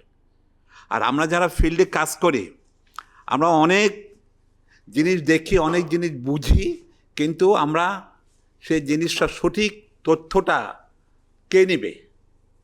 সঠিক তথ্যটা হচ্ছে সরকারের কাজ, সরকারের যারা উইংস আছে তাদের কাজ। আমরা তাদেরকে সহযোগী হিসেবে, আমরা এনজিওর সহযোগী হিসেবে কাজ করব, কিন্তু সে এনজিওদের কাজ করতে গেলে সরকারের যেসব সুযোগ সুবিধা দেওয়া দরকার সেভাবে প্রতিফলিত হচ্ছে না।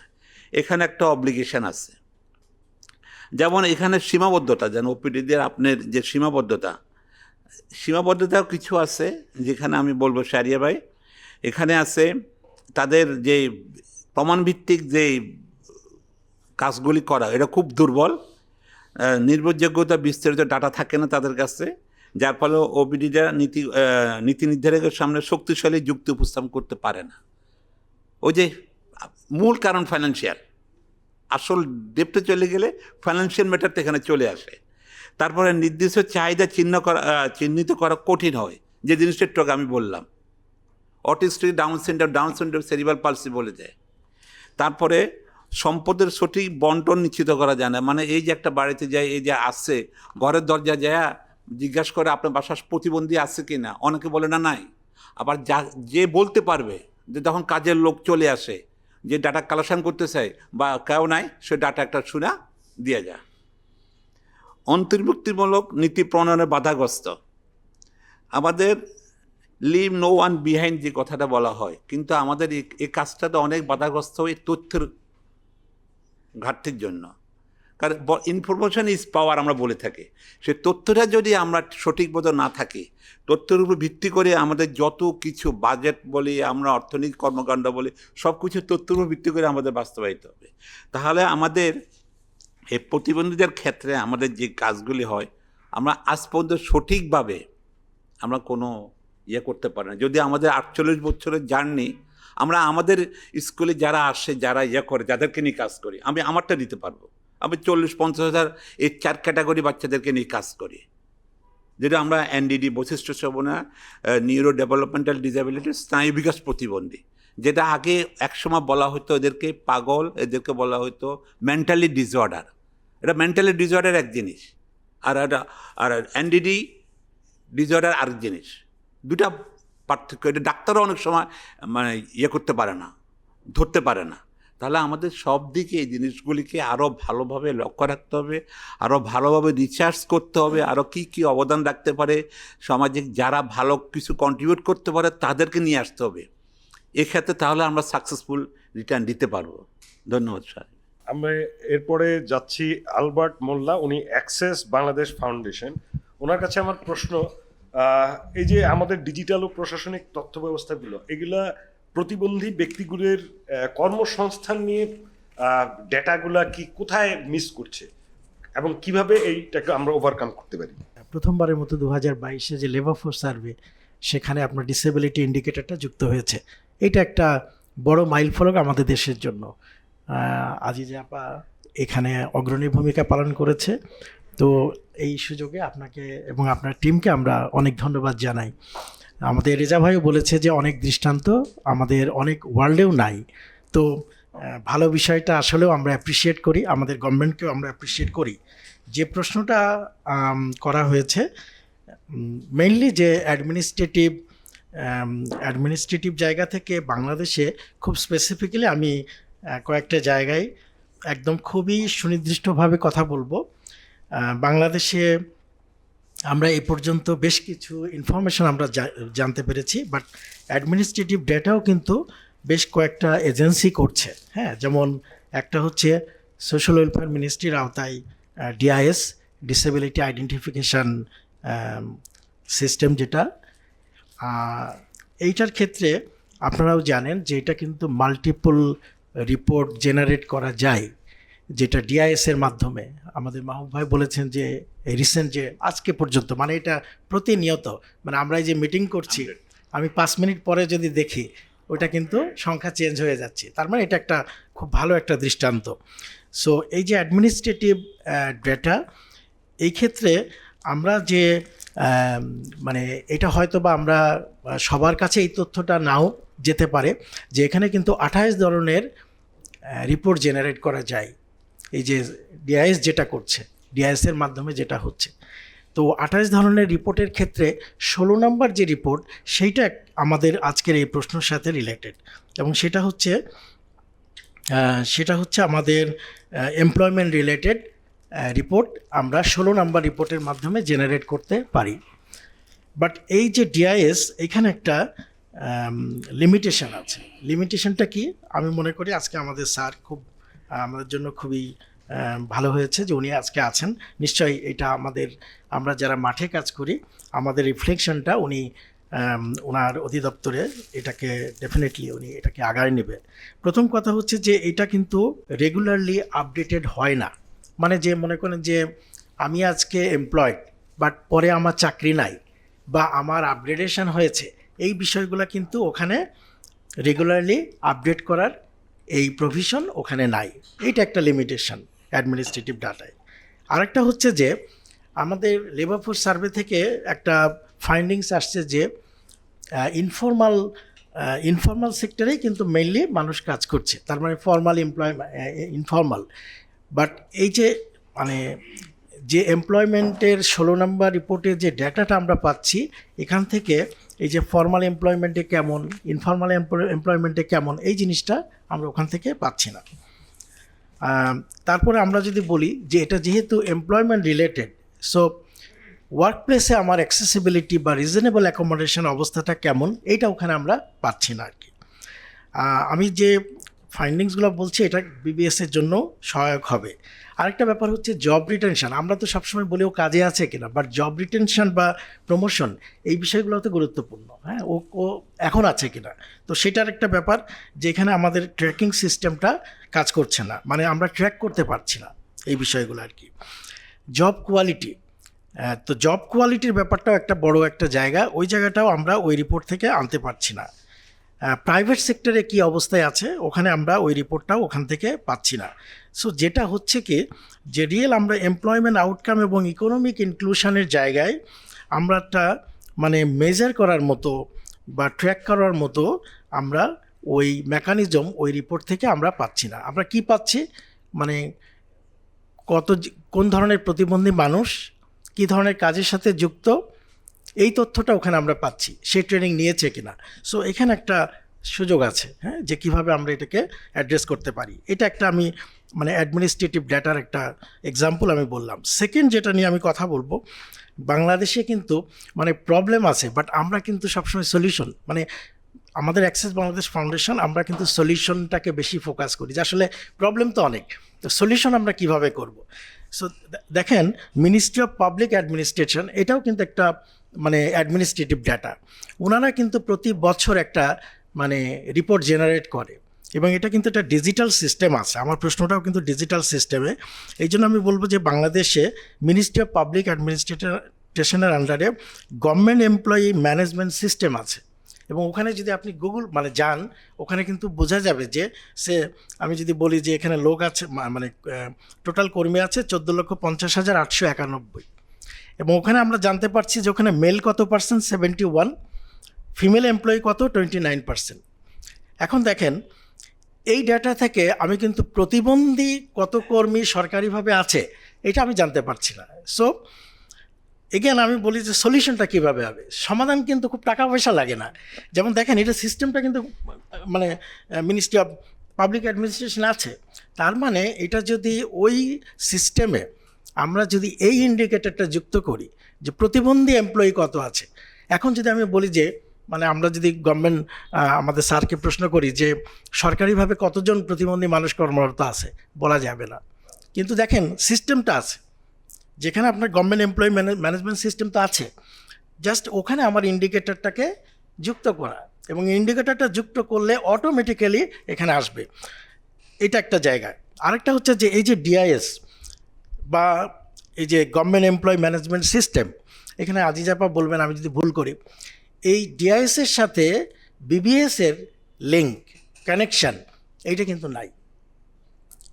তো বিবিএস বলবে যে we are the ultimate agency ডেটার ক্ষেত্রে, ওদিকে কিন্তু আমাদের সমাজসেবাও করছে, বাট ওনারা তো করছে, তো এইটার সাথে কানেকশান ওনাদের ওখানে মানে ওনাদের ভিউজটা ওখানে নিয়ে আসা, এই কানেকশনটা যদি না থাকে, যেমন হয়তো বা ওনারা যদি এখন অ্যাসেস করে, ওনারা বলবে এটা হয়নি, এটা হয়নি, এটা হয়নি, কিন্তু এই কানেকশনটা থাকলে আমি মনে করি যে এটা ওনারাও ওই ডেটাটা ব্যবহার করতে পারবে, ডিআইএসও আবার ব্যবহার করতে পারবে, এই যে আমি বললাম যে গভর্নমেন্ট এমপ্লয়ি ম্যানেজমেন্ট সিস্টেম ওনারাও ব্যবহার করতে পারবে। সুতরাং এটা একটা জায়গা।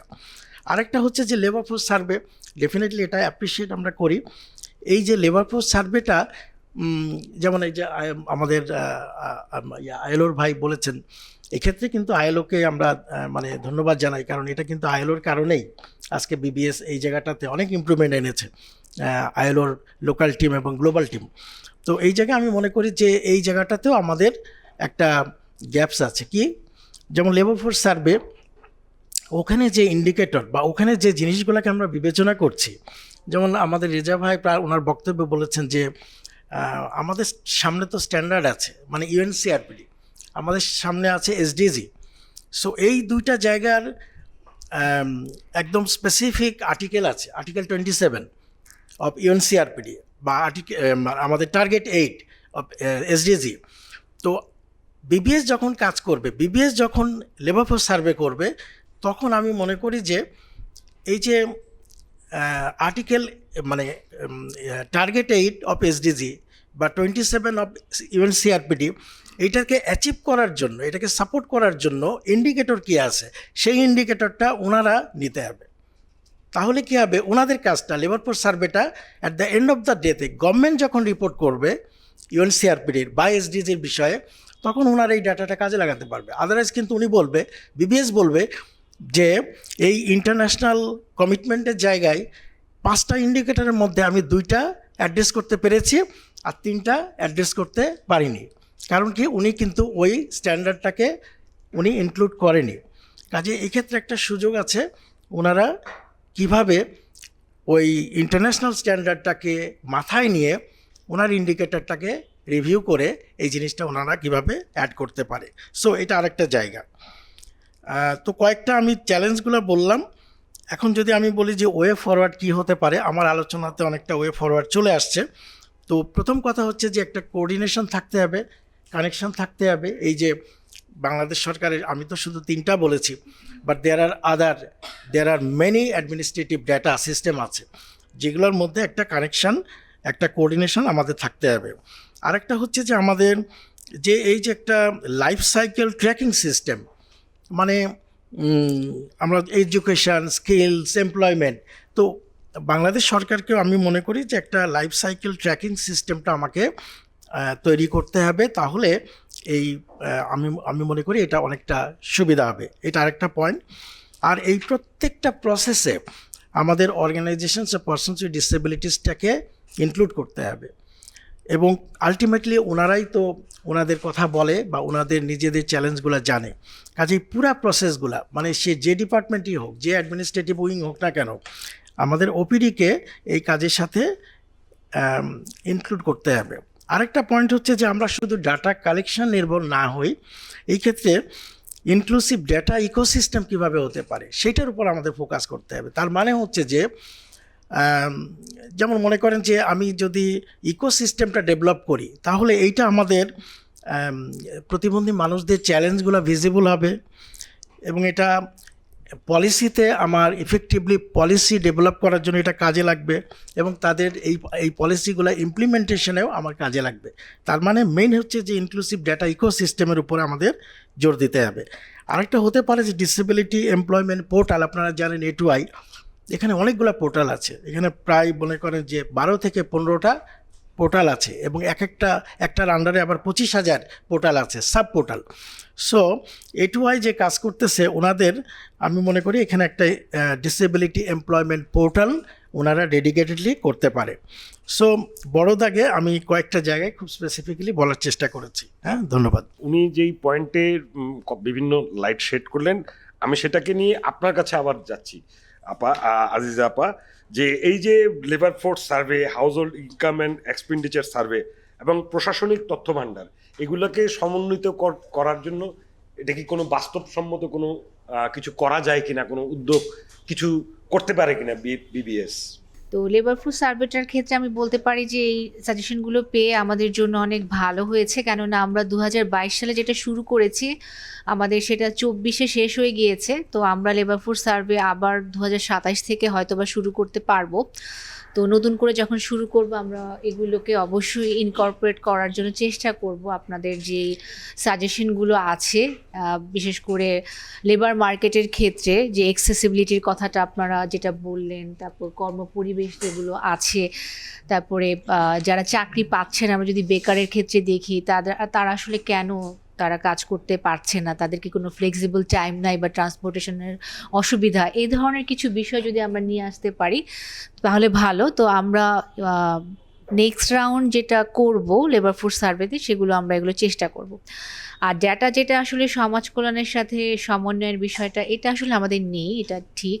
তবে বর্তমান যুগে আসলে অ্যাডমিনিস্ট্রেটিভ ডেটাও ব্যবহার করাটা এখন বিশ্বে অনেক জায়গায় ব্যবহার হচ্ছে, এবং আমরাও চাই যে এটা আসলে ব্যবহার হতে পারলে ভালো। তবে এক্ষেত্রে আসলে আমাদের যখন একটা কোঅর্ডিনেশন করতে হবে, তখন যেন আমরা সমাজ কল্যাণের ডাটাটা ব্যবহার করতে পারি, তো তারাও যদি ডাটাটা ওভাবে কালেকশন করে আমাদের ব্যবহার উপযোগী যেন হয়, যেটা একটা কমন প্ল্যাটফর্মে শেয়ার করা যায়। এবং আমরা যদি বলি, আমরা BBS-এর যে ডাটাগুলো কালেকশন করি, আমাদের একটা ইউনিক আইডি আমরা ফলো করি, সেটা হচ্ছে সব ধরনের যেটা কি বলবো, অ্যাড্রেসের ক্ষেত্রে আমি একটা পিপল আছি, আমাকে যখন আইডেন্টিফাই করতে যাবে আর কি, তো আমার যে ঠিকানাটা থাকবে সেই ঠিকানাটা হয়তো অনেক উপর থেকে শুরু হবে, আমার ডিভিশন থেকে একটা কোডিং থাকবে, ডিস্ট্রিক্ট থেকে একটা কোডিং থাকবে, আমার ইউনিয়নের একটা কোডিং থাকবে, আমার গ্রামের একটা কোডিং থাকবে, মহলের একটা কোডিং থাকবে, গিয়ে আমার একটা কোডিং হবে। আমরা যেমন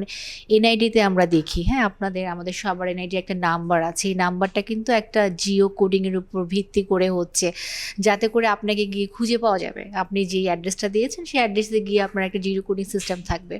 তো এরকম যদি একটা ম্যাচিং করার সিস্টেম না ডেভেলপ করা হয়, তাহলে আসলে ওই ডাটাগুলো নিয়ে আমরা কাজ করতে পারি না আর কি। তো এক্ষেত্রে আসলে সমাজ কল্যাণ তাদের একটা অনেক বড় ডাটাবেস আছে, এটা যদি আমরা ব্যবহার করতে পারতাম তাহলে কিন্তু আমাদের জন্য অনেক ফিনান্সিয়াল কস্টিং কমে যেত, যে আমরা তাদের ডাটাবেস থেকেই আমরা সার্ভে করে দেখতে পারতাম এখানে যারা ডিসেবল আছে তাদের কি কি চাহিদা আছে, তারা কি অবস্থায় আছে।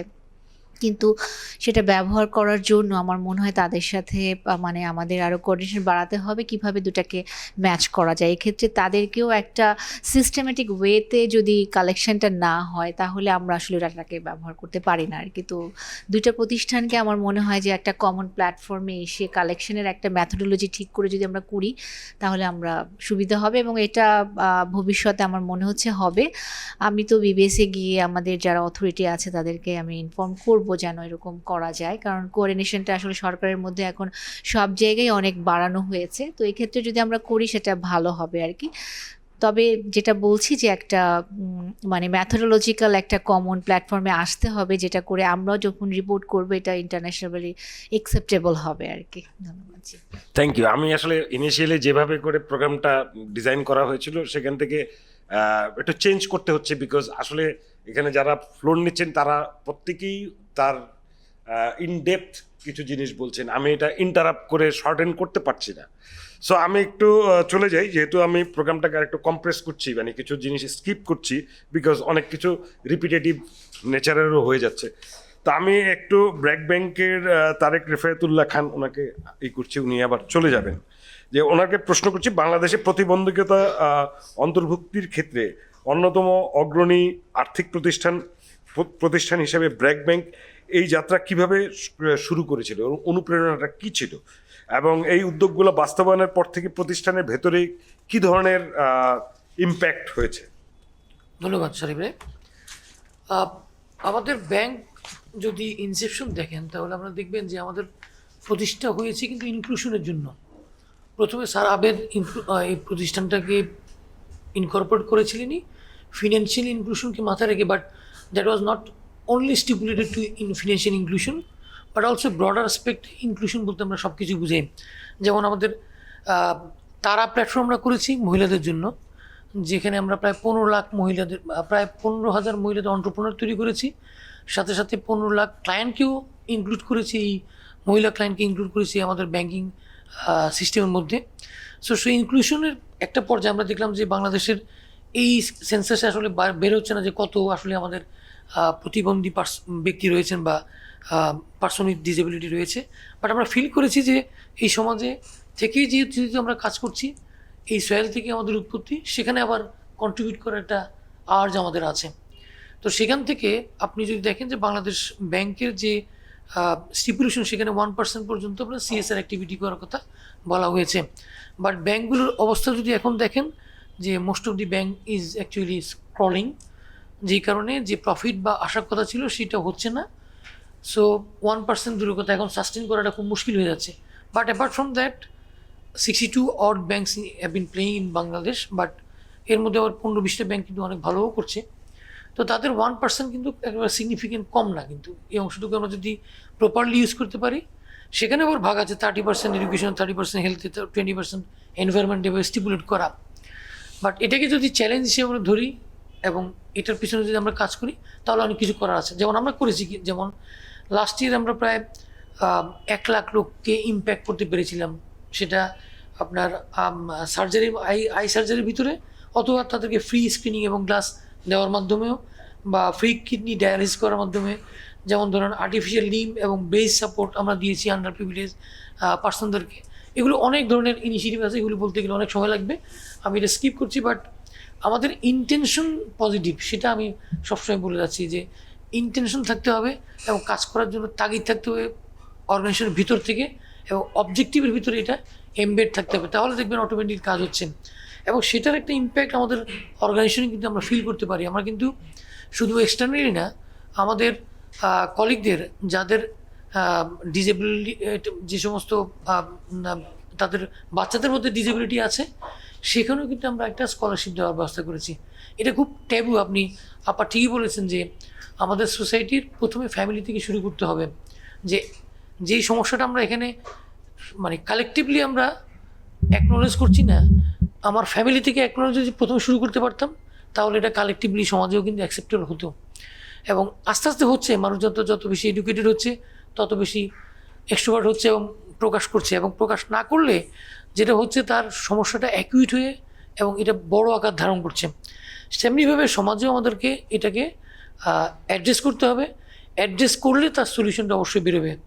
আর আপনি যে বলেছেন যে আমাদের অর্গানাইজেশনের ফিল কী হচ্ছে, অফকোর্স আমাদের অর্গানাইজেশন অনেক এমপ্যাথিক্যাল হচ্ছে, লোকজন কালেকটিভলি কাজ করছে, সবাই সবার প্রতি এমপ্যাথিক্যাল হচ্ছে, এবং যারা আমরা অলরেডি কিন্তু বিবিডিএনের সাথে আমরা কাজ করছি, সেখানে আমরা প্রতি বছর 5 থেকে 6 জন ইনক্লুড করছি আমাদের অর্গানাইজেশনে। কিন্তু একটা জিনিস খেয়াল করবেন যে অর্গানাইজেশনের স্ট্রাকচারও কিন্তু আবার চেঞ্জ করতে হয় অনেক ধরনের, যেমন আপনার অ্যাক্সেস করতে হবে, আলাদা টয়লেটের ব্যবস্থা করতে হবে, সেই ফ্যাসিলিটি আমাদের এই মুহূর্তে নেই।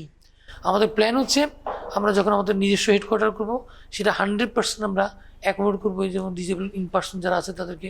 এটার একটা সাইড কোশ্চেন করি, because to build public perception, আপনাদের তো হ্যান্ডস অন অভিজ্ঞতা আছে পার্সনস উইথ ডিসেবিলিটিকে এমপ্লয় করার। জি।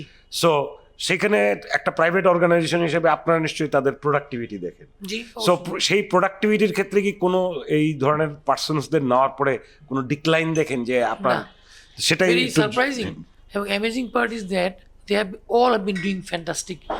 একজন আবার যেটা হয়েছে উনি এতই ভালো করেছেন যে she got the opportunity to switch of job to another multinational bank. So আপনি বুঝতেই পারছেন যে তাদেরকে সুযোগ দিলে আমরা, আমাদের স্যার আবেদ একটা কথা বলতেন সবসময় যে প্রতিটা পার্সনই ইউনিক এবং তাদের কিন্তু এবিলিটি কাছাকাছি, আপনি যদি তাদেরকে সুযোগ দেন তাহলে সে বিকশিত হওয়ার সুযোগ পাবে।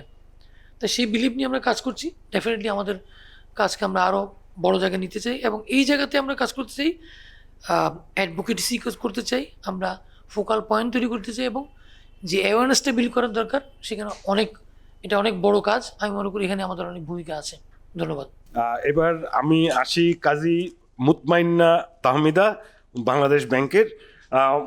ওনার কাছে আমার প্রশ্ন হচ্ছে, বাংলাদেশ ব্যাংক এই ধরনের কাজগুলোকে নিয়মিত পর্যবেক্ষণ করা, এগুলোতে বাংলাদেশ ব্যাংক কী রোল প্লে করতে পারে? বাংলাদেশ ব্যাংক আসলে 2008-9 সালের দিক থেকে অন্তর্ভুক্তিমূলক কার্যক্রম গ্রহণ করে আসছে, মানে খুব জোরে সোরে আর কি। তো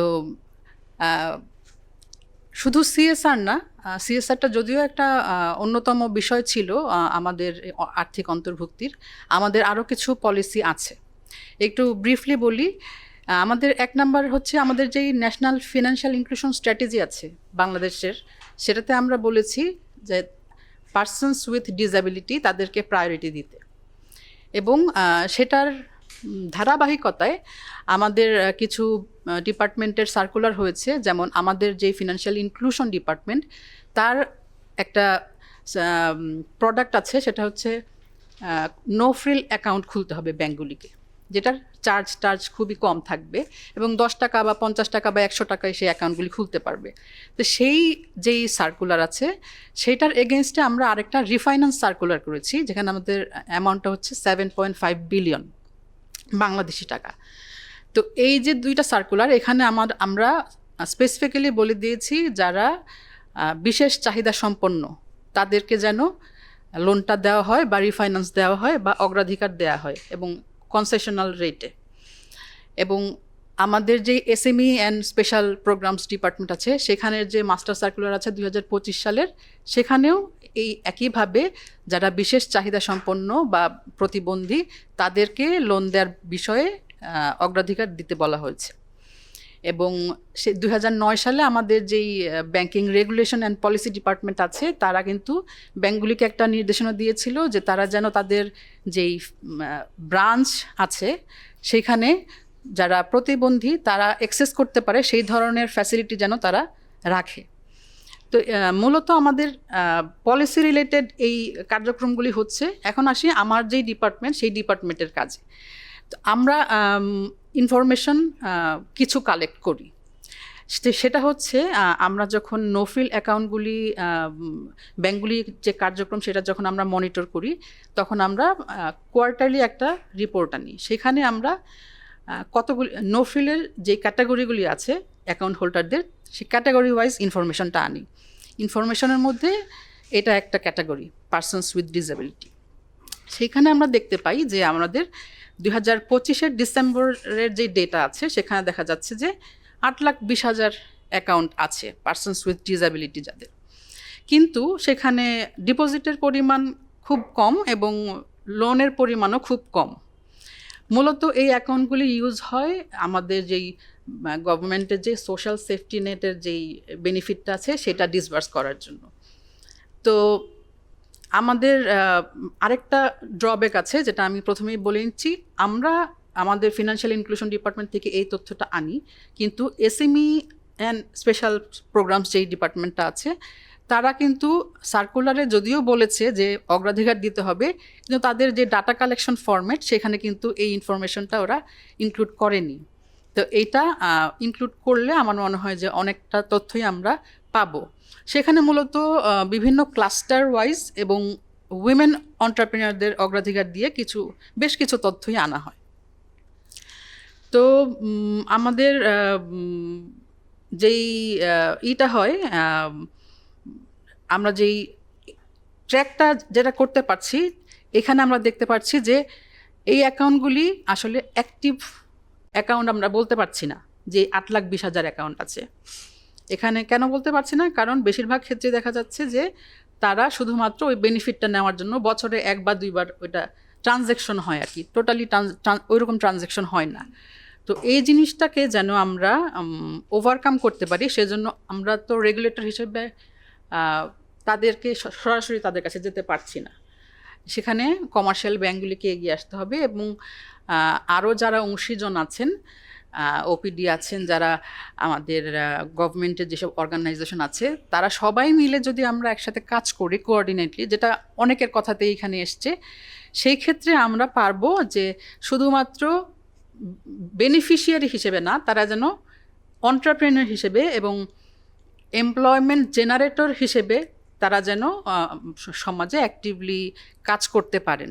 তো সেই জন্য এই লোনটা আমরা ফান্ড নিয়ে বসে আছি, আমরা পলিসি নিয়ে বসে আছি, কিন্তু আমাদের যেই গ্যাপটা আছে এই গ্যাপটার জন্য সব অংশীজনের একটা কোঅর্ডিনেশন দরকার। Thank you.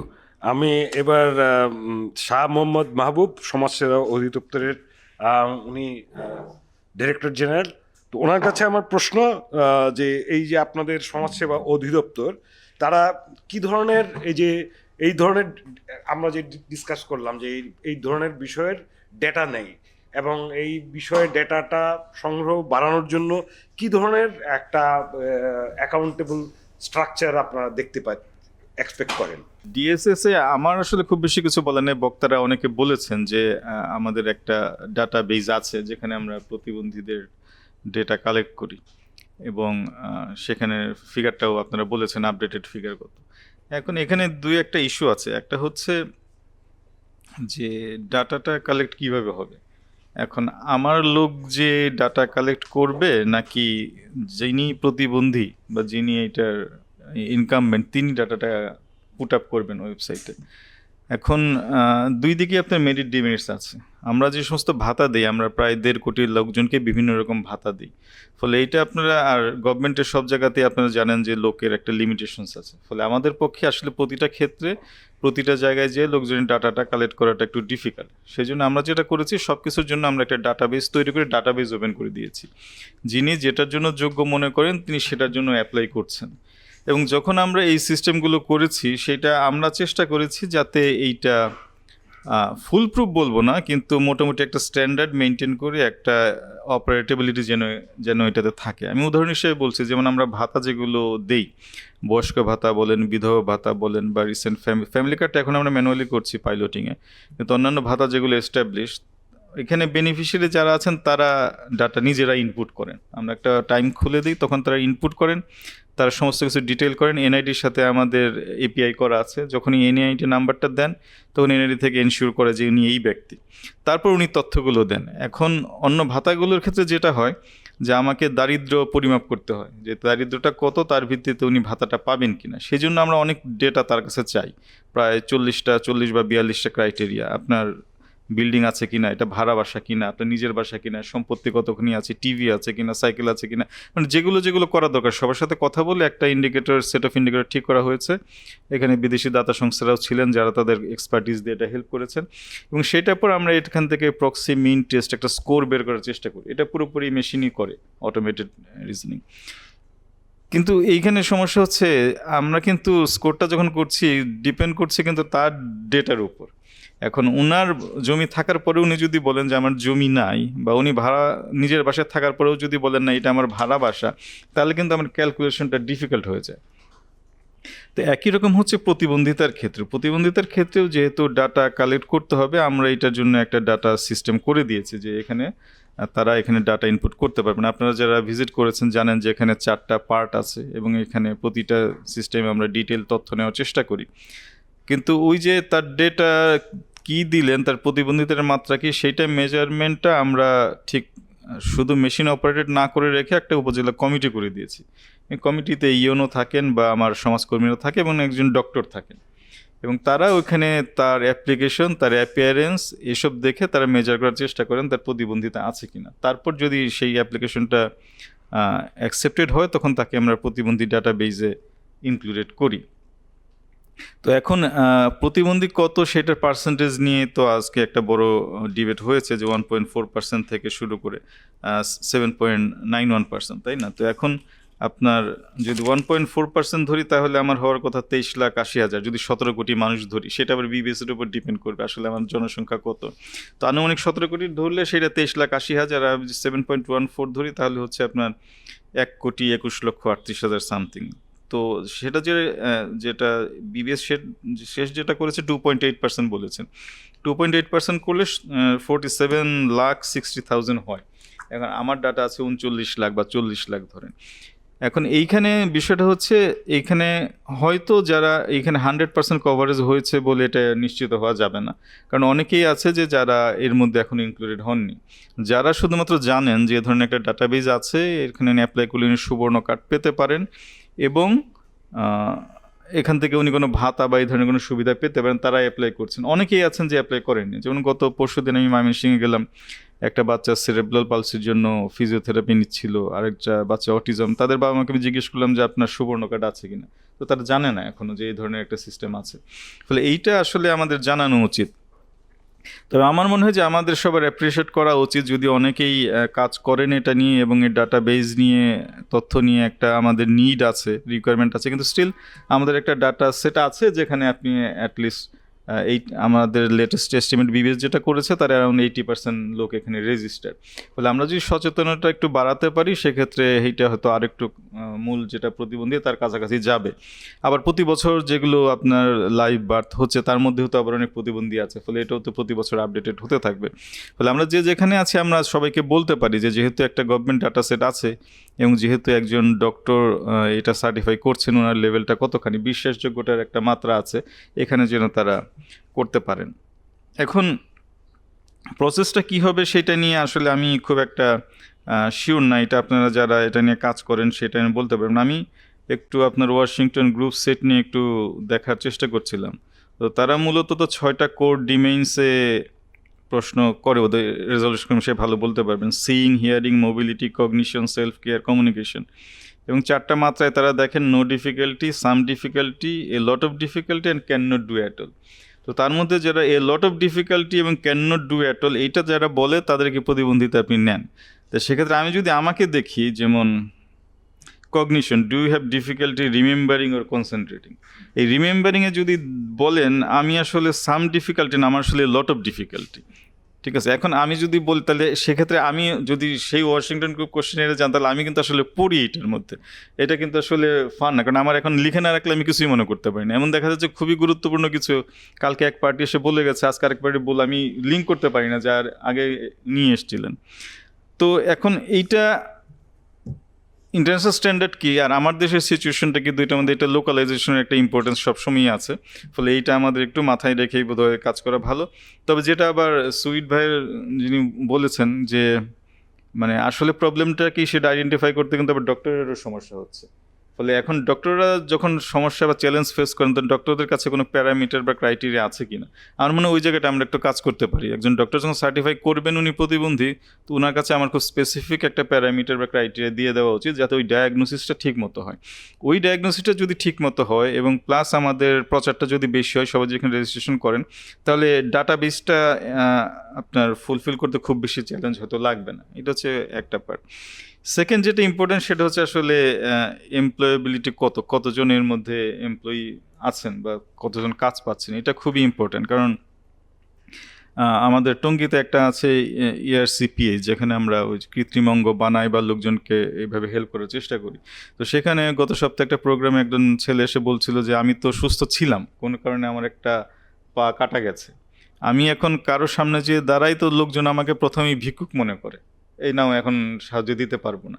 বলে এইটা তো মানে মেন্টালি আমার জন্য খুব শকিং। আমি তো একজন সুস্থ মানুষ, কোনো কারণে একটা অ্যাক্সিডেন্টে আমি একটা লিম্ব হারিয়েছি, কিন্তু আমি তো এখানে ভিক্ষা করতে আসি নাই। ফলে আমার অ্যাপিয়ারেন্সটা প্রথমে একটা খুব সমস্যা সৃষ্টি করে যে আমি আসলে ওই লেভেলে চলে গেছি। ফলে এখন এদেরকে এমপ্লয় আমরা কিভাবে করতে পারি, এই জায়গাটা একটু ডিফিকাল্ট। এখানে আমার মনে হয় যে ইন্ডাস্ট্রি অ্যালায়েন্সের একটা বড় ইস্যু আছে। তারেক ভাই হয়তো ভালো বলতে পারবেন। এখন অনেক আমাদের যেহেতু গার্মেন্টসে আমাদের মোর দ্যান 80% আমাদের এক্সপোর্ট আর্নার্স, তো তাদের সাথে এখন যারা বড় বায়ার আছে, বিদেশের বায়ার, ইউরোপিয়ান ইউনিয়ন বা আমেরিকার, অনেক বায়ারের শর্ত থাকে যে এক্সপোর্ট করতে গেলে বা আমি কিনতে চাইলে তোমার মিনিমাম এত % তোমার প্রতিবন্ধী এমপ্লয়ি লাগবে। তো সেইটা যদি একটা কন্ডিশন দেওয়া থাকে, তো সেই কন্ডিশনটা আতিক ভাই ভালো বলতে পারেন যে কন্ডিশনটা পুরোপুরি ফুলফিল হচ্ছে কিনা, কোটা রিমেইনিং থেকে যাচ্ছে কিনা। যদি কোটা রিমেইনিং থাকে সেখানে আমরা কি করতে পারি। ফলে এইখানে আইএলও একটা ভালো কাজ করতে পারবে, সরকারের সাথে ইন্ডাস্ট্রি একটা অ্যালিয়েন্সটা দরকার যে কোটা যদি থাকে আমরা ফুলফিল করতে পারি কিনা। আর যেখানে যেখানে সম্ভব সেখানে করা। আমাদের টঙ্গীতে ওই প্রতিষ্ঠানে অনেক এমপ্লয়ার আসেন, অনেক গার্মেন্টস কোম্পানি, তারা বেসিক্যালি ওখান থেকে আমাদের এমপ্লয়ি নিয়ে যান যারা কাজ করতে পারে। এখন কিছু কিছু এমপ্লয়ি আছে, যেমন অনেকে আছে কম্পিউটার শেখেন। এখন কম্পিউটার যদি অন্ধ হয়, দৃষ্টি প্রতিবন্ধী হয়, তখন তার পক্ষে কম্পিউটারে ওনারা বোধহয় একটা সফটওয়্যার দিয়ে কাজ করেন যে রিড দ্য স্ক্রিন বা এই নামের একটা অ্যাপ আছে, সেটাতে ওনারা কাজ করার চেষ্টা করে। এখন সেইটাতে এমপ্লয়ারের পারপাস সার্ভ হচ্ছে কিনা বা উনি এটাতে তার প্রয়োজনটা মিটছে কিনা, এর প্রয়োজন না মিটলেও যদি তার একটা কোটা থাকে, এই কোটার মধ্যে আসলে উনি ওকে ফেলতে পারেন। তো আমার মনে হয় এই ইন্ডাস্ট্রির সাথে আমাদের অ্যালিয়েন্সের একটা বড় প্রয়োজন আছে, এই জায়গাটাতে আমাদের কাজ করতে হবে।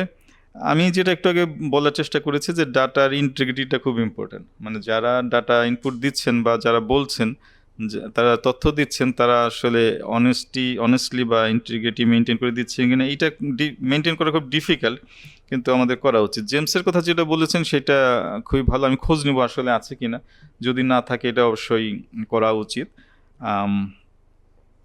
আরেকটা যেটা হচ্ছে বিবিএস আমাদের একটা বড় ডাটা প্রডিউসিং এন্টিটি। এখন তাদের মেথোডোলজিটাও আসলে ওই যেটা আপনার ওয়াশিংটন গ্রুপের কথা বললেন সেটা হয়তো তারা রিভিউ করতে পারেন। এখন যেমন আমরা ফ্যামিলি কার্ডের ডাটা কালেকশন করতে যেয়ে যখন দেখলাম, ধরেন করাইল বস্তিতে আমাদের বিবিএসের এস্টিমেট ছিল যে এখানে অ্যারাউন্ড 33,000 হাউস হোল্ড থাকে, তো সেই অনুযায়ী আমরা প্রিপারেশন নিয়েছিলাম, কিন্তু আলটিমেটলি সেখানে আমরা হাউস হোল্ড পেয়েছি 44,000। সো মানে প্রায় 25% বেশি। সেটা হতে পারে যেমন HISটা তো আমার একটু আগের ডেটা, ফলে এটা হয়তো এর মধ্যে আপডেট হয়ে গেছে, ফলে এটা হয়তো মাইগ্রেশনের কারণে হয়েছে, প্রচুর লোকজন ঢাকায় চলে আসছে। কিন্তু সব জায়গায় আমরা পুরো ফ্যামিলি কার্ডে যেখানেই দেখছি যে বিবিএসের যে ডাটা, তার সাথে আমি 10-25% আসলে অ্যাড করেই নিতে হচ্ছে। ফলে এই বিবিএসের ডেটা, বিবিএস যে ক্রাইটেরিয়াতে ডেটা কালেক্ট করছে আর আমাদের যেটা দরকার, দুইটার মধ্যে একটা ম্যাচিং দরকার। কিন্তু এটা আসলে কোনো ফল্ট না, এটা আমাদের যেহেতু এক একজন এক একটা প্যারামিটারে কাজ করছে, আমাদের মধ্যে কমিউনিকেশন একটা জায়গা থাকতে হবে। শেষ যেটা বলতে যাচ্ছি সেটা হচ্ছে আপনার এই আইটি চ্যালেঞ্জেস কিছু আছে, নেটওয়ার্ক চ্যালেঞ্জেস আছে। যেমন প্রধানমন্ত্রী ঠিক করেছেন যে উনি যারা প্রতিবন্ধী আছে তাদেরকে উনি গণপরিবহনে একটা স্পেশাল অ্যাডভান্টেজ দেবেন, যারা রেলে বাসে উঠবেন তাদেরকে দেবেন। তো তখন রেল মন্ত্রণালয় থেকে বা সড়ক মন্ত্রণালয় থেকে আমাদের সাথে যোগাযোগ করা হলো যে দুইটা ডাটাবেসকে ইন্টিগ্রেট করা যায় কিনা। এখন আমি চাই না যারা আইটি নিয়ে কাজ করেন, এই এক একজন এক এক রকম ডাটাবেস বানাচ্ছে তো এক এক প্ল্যাটফর্মে, ফলে এই সবার মধ্যে একটা ইন্টিগ্রেট করা এটা একটা চ্যালেঞ্জ। এপিআই করতে গেলে ম্যাচ করবে কিনা। আবার ধরেন আমরা যেটা করেছি আমাদের ডাটাবেস, এইটার আইডি কার্ডটা হয়তো মেশিন রিডেবল না, এখন মেশিন রিডেবল করতে গেলে আমাকেও একটু আপগ্রেড করতে হবে, আবার রেল মন্ত্রণালয়ের যে সফটওয়্যার সেটাকে আসলে আমাদের সাথে ম্যাচ করতে হবে। এই একটা লজিস্টিক চ্যালেঞ্জ আছে আর কি। এইটা মিট আপ করলে আমার মনে হয় অনেকখানি হেল্প হবে। আর যেটা আরেকটা কিছু বলতে চাচ্ছিলাম সেটা আসলে আচ্ছা, সেটা আরেকটা হচ্ছে লেটেস্ট যেটা আমরা আসলে জাতি হিসেবে, যেমন আমি জানি না, সরি, আসলে গভর্নমেন্ট এন্টিটির কিছু বলাটা আমার জন্য খুব ডিফিকাল্ট। আপনারা যখন লিখবেন কাইন্ডলি একটু নিউট্রালাইজ করে দেবেন যাতে কোনো সমস্যা না। যেমন জাতি হিসেবে আমরা খুব ডিসিপ্লিন না আর কি। আমার মনে হয় সবসময় একটা রিওয়ার্ডিং বা একটা পিউনিটিভ মেচার না থাকলে আমাদের জন্য কাজ করা ডিফিকাল্ট। এই যেমন ধরেন ট্রাফিক নিয়ে আমরা কত কিছু বললাম যে হ্যাঁ আমার ট্রাক চালক বাস চালক তারা অশিক্ষিত, তারা ট্রাফিক রুলস জানে না, কি করতে হবে তারা জানে না, এই জন্য ট্রাফিক মেনটেন করা যায় না। কিন্তু এখন যেই আপনি ক্যামেরাটা লাগিয়ে দিলেন এখন কিন্তু সব সাইজ হয়ে গেছে। যারা জানে না বলে বলছিলাম তারা একদম মানে লাল হলে থামে তো থামেই, সে একদম ওই যে জেব্রা ক্রসিংয়ের আগের লাইনে থেমে যাচ্ছে। ফলে যতক্ষণ পর্যন্ত আপনি পিউনিটিভ না দিচ্ছেন ততক্ষণ মানুষ সাইজ হচ্ছে না। আর এইখানে হচ্ছে আসলে উল্টা, মানে যারা ডাটা সেটে ইনক্লুড করবেন তাদের জন্য আমাদের একটা রিওয়ার্ডিং সিস্টেম আসলে রাখা উচিত, যে আপনি যদি এইখানে রেজিস্টার করেন, আপনি যদি সঠিক ডাটাটা এইখানে দেন, আপনি যদি আমার ডাটাবেজে আছেন, তাহলে এই সুবিধাগুলো আপনি পাবেন। এবং যারা আসলে প্রতিবন্ধী বাচ্চাদের বাবা মা, তারা তো আসলে খুবই আসলে পেইনের মধ্যে দিয়ে জানে। This is my last point. তো ফলে তাদেরকেও আমাদের একটু সাহস দেওয়া, একটু সহায়তা দেওয়া, যে আপনি যদি আসেন তাহলে এইখানে সাপোর্ট আপনি পাবেন, আমরা দেবো, so please register yourselves. So এই জিনিসগুলো হয়তো আমরা খেয়াল করতে পারি। Thank you very much. আমি লাস্ট পার্টে চলে এসেছি, আপনাকে দিয়ে এই করি যে আমরা কনক্লুড করার আগে আপনাদের কাছ থেকে একদম এক লাইনে আপনারা এই আজকের এই সেমিনারের ভিত্তিতে এক একজন বলেন যে least minimum things that you could do for this cause. আপনাকে দিয়ে শুরু করি, যে একটা কিছু কমিট করেন যে হ্যাঁ আমরা অ্যাটলিস্ট আমি আমার সাইড থেকে এটা করতে পারি। আমার সাইড থেকে আমি যেটা কমিট করতে পারি যে আমরা এই প্রচারণাটা বাড়ানোর চেষ্টা করবো, যে we have a database, please register here. আর যেটা হচ্ছে আমার এই ডাটা রিডেবিলিটিকে বাড়ানোর চেষ্টা করবো, অন্তপক্ষে আমার সুবর্ণ কার্ডটা যাতে মেশিন রিডেবল হয় সেটা আমরা করার চেষ্টা করবো। Thank you. ছোট একটা বেসরকারি সংগঠনের পক্ষ থেকে এটুকু বলতে পারি যে data collection related tools development এবং ডাটা কালেক্টরদের ক্যাপাসিটি বিল্ডিং, এই বিষয়ে যদি সিডিডির কাছে কেউ টেকনিক্যাল সাপোর্ট চায় সেটা আমরা প্রোভাইড করতে পারবো। Thank you. আমার দিক থেকে আমরা বলতে পারি, আমরা আসলে ডিসেবিলিটি ডাটা যেটা কালেকশন, বিশেষ করে লেবার ফোর্স সার্ভের কথা আমি বলতে পারি। লেবার ফোর্স সার্ভেতে ডাটাটা যেন আরও স্ট্যান্ডার্ডাইজড হয় এবং ওয়াশিংটন গ্রুপ ইন্টারন্যাশনাল এবং দেশীয়ভাবে এটা যেন আরও ব্যবহারযোগ্য এবং সহজ করে করা যায়, সেক্ষেত্রে আমরা পরবর্তী প্রশ্নপত্রে এটাকে রাখার চেষ্টা করব এবং আমরা অন্যান্য মন্ত্রণালয়ের সাথে কোঅর্ডিনেশনটা আরও বাড়াবো। আমাদের দিক থেকে অ্যাক্সেস বাংলাদেশ ফাউন্ডেশন আসলে যে জায়গাতে কাজ করে আমাদের নিজস্ব একটা ডাটাবেজ আমরা তৈরি করি, কারণ আমরা জানি যে গভর্নমেন্টের ডাটাবেসটা যখন আমরা ব্যবহার করি তখন ওখানে কিন্তু অসম্পূর্ণ থাকে, ওটা আপডেটেড থাকে না। এই জন্য আমরা যেটা করি যে আগে প্রথমে আমাদের একটা সার্ভে হয় এবং আমাদের তথ্য ভাণ্ডার আমরা সেটা সরকারকেও শেয়ার করি এবং কর্ম এলাকায় অন্যান্য যারা সংগঠন কাজ করে তাদেরকেও আমরা শেয়ার করি, কারণ ওইটার মাধ্যমে তারা উপকৃত হয়। সো এটাই হচ্ছে আমাদের যে আমরা যেখানেই কাজ করব সেখানে ডেটা রিলেটেড জায়গায় আমাদের নিজস্ব একটা ডাটাবেস আমরা তৈরি করব। ধন্যবাদ। আমরা বেটারওয়ার্ক প্রোগ্রাম তরফ থেকে আমরা যে ডেটাটা আমরা পার্সোনাল ডিসেবিলিটির জন্য করে থাকি এটা ডিপেন্ডেবল, ভেরি ক্রেডিবল। আমরা keep continue the same collecting the credible data এবং আমরা এখানে শ্রমবাজারে পার্সোনাল ডিসেবিলিটি অন্তর্ভুক্তিমূলক পরিবেশটা তৈরির ক্ষেত্রে, যেমন আমরা বেটারওয়ার্ক প্রোগ্রামে প্রায় 500 একটা ফ্যাক্টরি কাজ করে, তো এই জায়গায় 1.47 মিলিয়ন পিপল, প্রায় 15 লক্ষর মতো মানুষ আমাদের এই কাভারেজের মধ্যে আছে। সেই জায়গায় কীভাবে পার্সোনাল ডিসেবিলিটি থেকে অন্তর্ভুক্ত করা যায় সেই পরিবেশটা তৈরি করার ক্ষেত্রে আমরা আমাদের অন্যান্য স্টেক হোল্ডারদের সাথে কাজ করার চেষ্টা করছি এবং সেটা আমরা আরও জোরদার করব, including government, private initiative, for example BBDN, others organisation আছে, ব্যুরো অফ স্ট্যাটিস্টিক্স। সো সবার সাথে এই কাজগুলো আমরা আরও এগিয়ে নেওয়ার চেষ্টা করব। সবাইকে অনেক ধন্যবাদ।